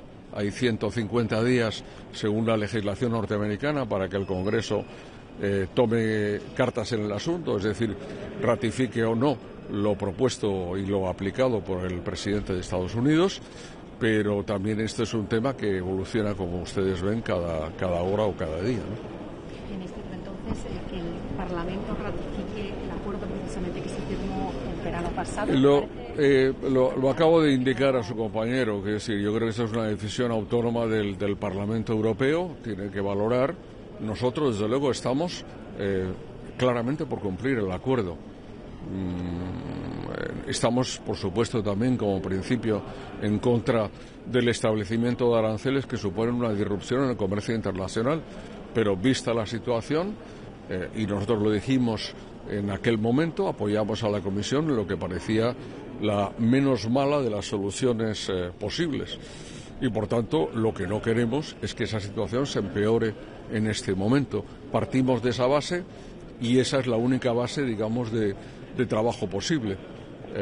Un escenario donde empeorara cambiaría las cosas y deberíamos reflexionar sobre qué hacer. Pero sobre todo, en momentos como este, de tanta inestabilidad y de tantas dudas, lo importante es la estabilidad, la predictibilidad, el dar tranquilidad a nuestros exportadores e importadores y, en definitiva, a todos los operadores económicos, porque al final ocurren cosas como la que hace unas semanas decía la Reserva Federal norteamericana. ¿Quién ha pagado los aranceles? En un 90% las empresas norteamericanas y los consumidores norteamericanos, pero evidentemente ello ha provocado también una muy seria disrupción para todos nuestros exportadores. En particular yo como ministro de Agricultura con los exportadores agroalimentarios, ¿no? Por tanto, vamos a seguir muy de cerca de la mano de la Comisión esta situación. ¿De acuerdo? En ese periodo de 150 días que menciona, ¿cree que debería aplicarse plenamente el acuerdo con Estados Unidos a pesar de las amenazas? Lo acabo de decir, que deal es deal, como decía ayer Šefčovič, que un acuerdo es un acuerdo y por tanto nosotros somos gente seria, respetamos los acuerdos alcanzados y esos acuerdos tienen que llevarse adelante. ¿De acuerdo? Sobre la PAC, hablado de mover provisiones como la de agricultor activo, algunos dirían que esta definición tendría implicaciones financieras demasiado grandes y pondría en riesgo la nueva estructura de presupuesto.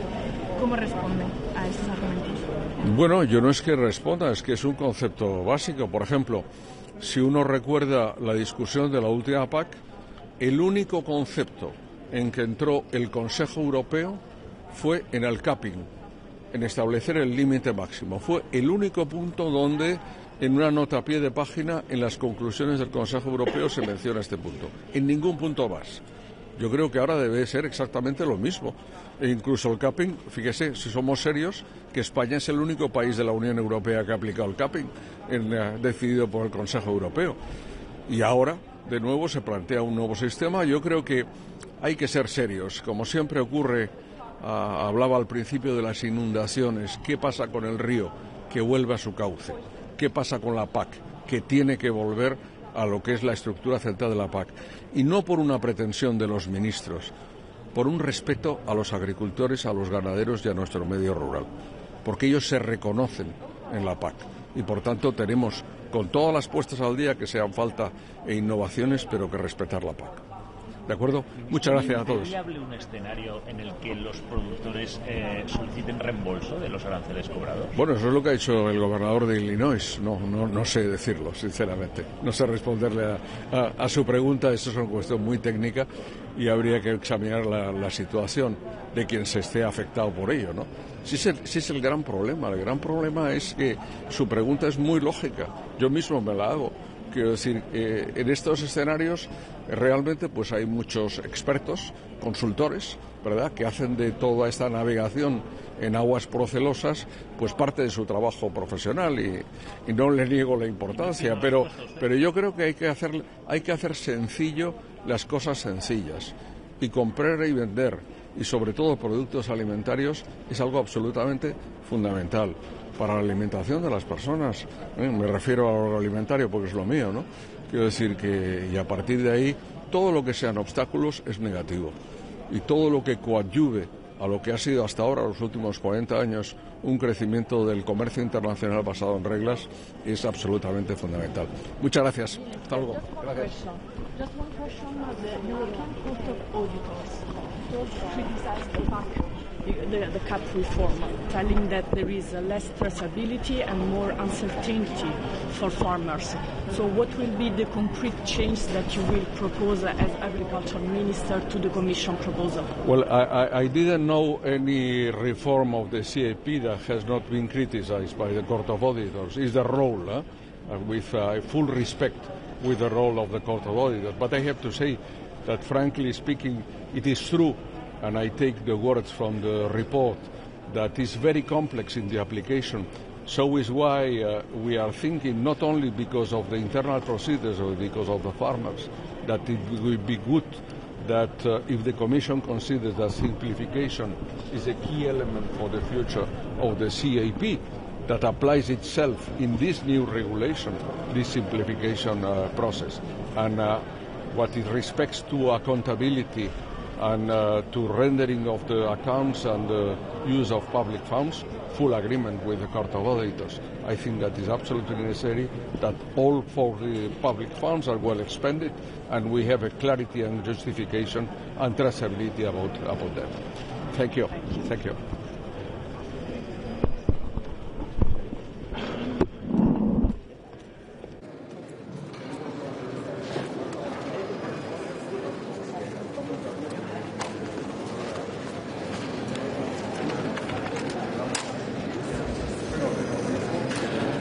Προσερχόμαστε στη σημερινή συνεδρίαση του Ευρωπαϊκού Συμβουλίου με μια σειρά θεμάτων που συνιστούν μεγάλες προκλήσεις αλλά και μεγάλα ζητήματα για τον αγροδιατροφικό τομέα στην Ευρωπαϊκή Ένωση.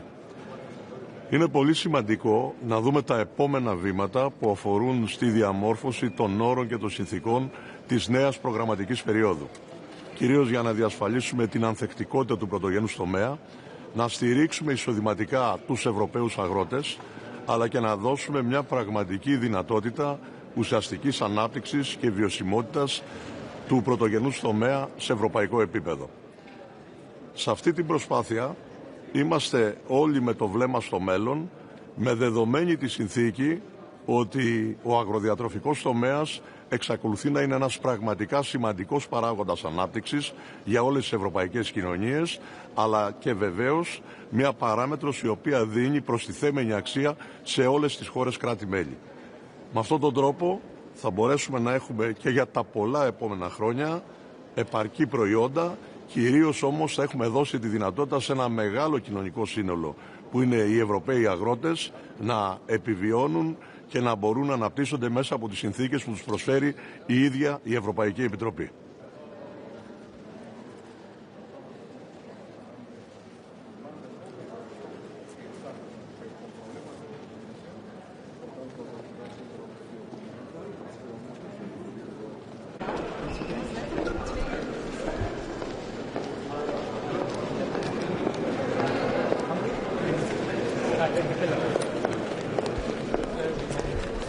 Good morning.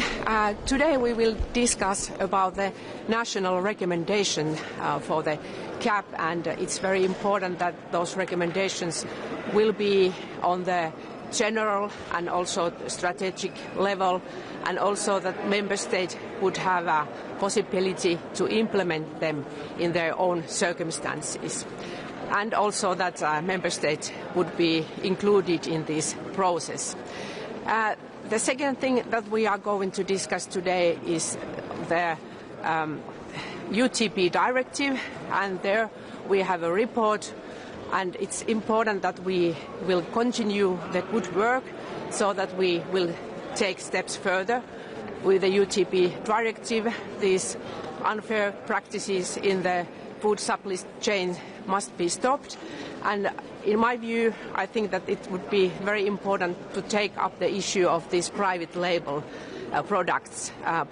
Private label products are actually strengthening the position of retail chains and also weakening the position of our farmers and also the food industry and also the customs position. So I think that that would be an issue that we need to look after. And the third issue is the AOB made by Latvia, Lithuania, Estonia, Finland and Sweden, and it's about the CAP controls. And nowadays the situation is such that if there is only a tiny error, the consequences could be quite heavy for the member states, and we need to look after that if there is possibilities to make corrections in those consequences. So these are the main issues on today's agenda. Some words in Finnish too. Eli tänään me keskustelemme näistä kansallisista suosituksista, joita CAPiin liittyy, ja on tärkeää tietenkin, että nämä suositukset ovat aika yleisellä tasolla ja mahdollistavat myöskin sitten sen, että jäsenvaltiot voivat ne pistää toimeen omien omassa ympäristössä ja sille ympäristölle sopivalla tavalla. Ja tietenkin on tärkeää, että jäsenvaltiot pysyvät sitten näiden suositusten tekemisessä mukana.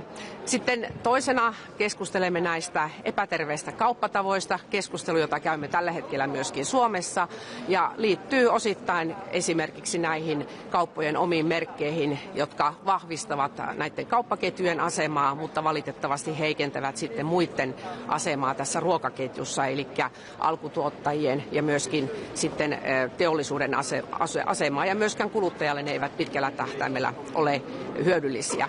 Ja tietysti sitten tärkeää on myöskin huomioida se, että me tulemme kiinnittämään tänään tässä Latvian johdolla tehdyssä AOB:ssa huomiota siihen, että minkälaiset sanktiot seuraavat tällä hetkellä pienistäkin virheistä, joita noissa CAP-maksatuksissa tapahtuu, ja sen takia on tärkeää, että niitä tullaan jollakin tavalla myöskin suhteellistamaan. Eli nämä ovat tämän päivän agendan tärkeimmät asiat. Kiitos. Yes, we assess the impact of EUDR by April, and there are some reports of certain changes in the products that could be affected. Do you want to go beyond that? Are you going to make any requests to the Commission at this point? I think that it would be very important to make some simplifications still, because the postponement is not enough, and especially when we look at the small and medium-sized entrepreneurs, it's important that there will be a further simplification for the EUDR. During this council, or will you leave this to your environment? Well, I think that the dialogue is very important. With the dialogue, we have already managed to postpone it, and so I think that this dialogue is important. I'm sure that Commission also understands that the competitiveness of the EU area is now very important. We shouldn't have an extra burden for our companies, and so I think that this would be a benefit for all. Thank you. It's the 4th anniversary of the war in Ukraine, and the agriculture policy support for Ukraine played a strong role in supporting Ukraine. Some different opinions still on the table that we can't do it for a long time. What do you think about this point? The political goal to have Ukraine in EU is the most important, and so we are supporting Ukraine in every possible means, and that also includes the agriculture policy. I'm sure that with the proportional simplification, proportional means, we can also have these questions on the table and also have answers for those questions. Thank you. Thank you.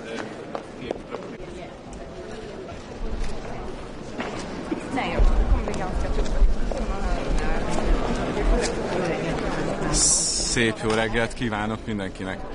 A mai napon azért gyűltünk össze itt az Agrártanácson, mert folytatjuk azt a megkezdett párbeszédet, ami az Európai Unió közös agrárpolitikájának a jövőjéről szól, és amelyben ugye a tavaly nyáron állt elő az Európai Bizottság azokkal a javaslataival, amiket a tagállamok nagy része, és így Magyarország sem tart elfogadhatónak. Ugye ezen tervezet szerint csökkennének az agrártámogatásokra fordítható támogatásoknak a mértéke, egy alapba kerülnének a kohéziós forrásokkal az agrárpénzek, így egymással kellene versenyezni az egyes ágazatoknak azért, hogy melyik ágazatot milyen forrásokkal tudja ellátni, és gyakorlatilag ebben a formájában megszűnne a közös agrárpolitikának a függetlensége, az az egyediség, ami a mezőgazdaságra és az élelmiszeriparra jellemző, és amit eddig ki tudtak fejezni az önálló független kétpilléres agrárpolitika, az megszűnne, egy végrehajtási intézményrendszerbe, egy végrehajtási jogszabályba kerülne, és ahogy említettem, egy pénzügyi keretben lennének az agrártámogatások, és úgy, ahogy az elmúlt 7 hónapban mindig. Magyarország továbbra is ellenzi az Európai Bizottságnak ezt a javaslatát, továbbra is azt látjuk, abban az esetben látjuk csak garanciának azt, hogy az európai, illetve a magyar gazdák megkaphatják a nekik járó agrártámogatásokat, hogyha önálló, független, kétpilléres agrárpolitika keretében kerül biztosításukra a számukra ez a forrás. Látjuk azt, hogy az elmúlt évben és az elmúlt években nagyon sok időjárási viszontagság volt, ami nehezítette a magyar gazdáknak a helyzetét. Emellett pedig születtek olyan központi európai bizottsági döntések, amelynek köszönhetően mind a gazdaság, mind a kereskedelem politikában ugye olyan lépések, olyan intézkedéseket vezettek be, amely megnehezíti, illetve el tudja lehetetleníteni a magyarországi termelőknek és tenyésztőknek a helyzetét. Gondolok itt arra, hogy például olyan szabadkereskedelmi megállapodásokat kötött az Európai Bizottság mind Ukrajnával, mind pedig a dél-amerikai országokkal, amelyek nagy mértékben fogják a piaci versenyhelyzetet befolyásolni Európában, olcsóbb termelési költségekkel, ellenőrizetlenebb élelmiszerbiztonsági és állategészségügyi szempontok szerint termelnek, és így vélhetően jóval olcsóbban tudnak meghatározatlan eredetű élelmiszereket az európai piacra eljuttatni, és így hátrányt okozni az európai és a magyar termelőknek, és végső soron a lakosságnak is, ugyanis az élelmezés biztonság én úgy gondolom, hogy egy kiemelt prioritás az Európai Unióban, és úgy gondolom, hogy az európai lakosság élelmiszereit az Európában dolgozó mezőgazdasági szereplőknek kell megtermelniük. Emellett a mai ülésen szó lesz még arról is, hogy Romániával, Szlovákiával, Máltával közösen kértük azt, hogy a sertéspiaci krízis helyzetre valamilyen segítséget tudjon nekünk nyújtani az Európai Bizottság, és éppen ezért fogunk ma szólni, illetve fogunk csatlakozni azon tagállamokhoz, akik mind a sertéspiaci krízis helyzetre, mind pedig Magyarországon ugye az elmúlt néhány hónap óta fennálló tejpiaci krízis helyzetre rendkívüli intézkedéseket szeretnénk kérni az Európai Bizottságtól, hogy így tudjuk segíteni a termelőinket. Sertés ágazatban mi lehetne ez a rendkívül segítség? Tudjuk, hogy természetesen kértünk. Egyrészt lenne az a kérdésem, hogy kaptunk-e már valamit, a bizottság beavatkozott-e már, és a sertéspiacon mit szeretnénk kérni, és mekkora a baj a magyarországi sertés ágazatban? Nagyobb baj, az elmúlt egy évben több mint 20%-kal csökkent a felvásárlási ára a sertésnek, és most arra eljutottunk ugye oda, hogy gyakorlatilag önköltségi ár alatt tudnak csak szerződni a sertéstenyésztőink. Azt látjuk, hogy olyan a korábbi támogatásokon felül pénzügyi segítség lenne szükséges, hogy adjunk nekik, amelyet viszont a jelenlegi keretek között nem tudunk megtenni. Ugye a közös agrárpolitika egyrészt egy lehetőség, másrészt viszont korlátokat is jelent a tagállamok részére. Úgyhogy mi szeretnénk azt kérni, hogy a közös agrárpolitikából a krízis alapot megnyitva tudjuk valamilyen módon a sertéstenyésztőket támogatni, illetve egy olyan javaslattal is fordultunk korábban az Európai Bizottsághoz, és amelyre még nem kaptunk választ, hogy az országnak a de minimis keretét emeljék meg, amelynek köszönhetően saját hatáskörben tudnánk nemzeti támogatásokkal megsegíteni a tenyésztőinket. Magyarországon több intézkedéssel készültünk számukra az elmúlt hónapokban. Hitelmoratóriumot vezettünk be például a fennálló hiteleikre, illetve egy rendkívüli kocatámogatást biztosítunk részükre, amelyet viszont a tenyésztők egy része nem tud igénybe venni tekintettel az uniós szabályokra. Van már előrelépés? Tejügyben sincsen még előrelépésünk. Ugye ez a krízis helyzet egyel később következett be az európai és így a magyar piacon is. Ott ugyanezen intézkedéseket hoztuk meg Magyarországon, amelyeket tudta Magyarország saját hatáskörben kezelni. Próbáltunk egyes támogatásoknak a kifizetését előreütemezni, vezettünk be hitelmoratóriumot a fennálló tartozásaiknál, és itt is mérjük fel a piaci környezetet, mérjük fel a helyzetet és a probléma nagyságát, és szeretnénk azt, hogy valamilyen krízis támogatásokkal tudnánk az ő esetükben is beavatkozni és segítséget nyújtani. Köszönöm szépen a lehetőséget.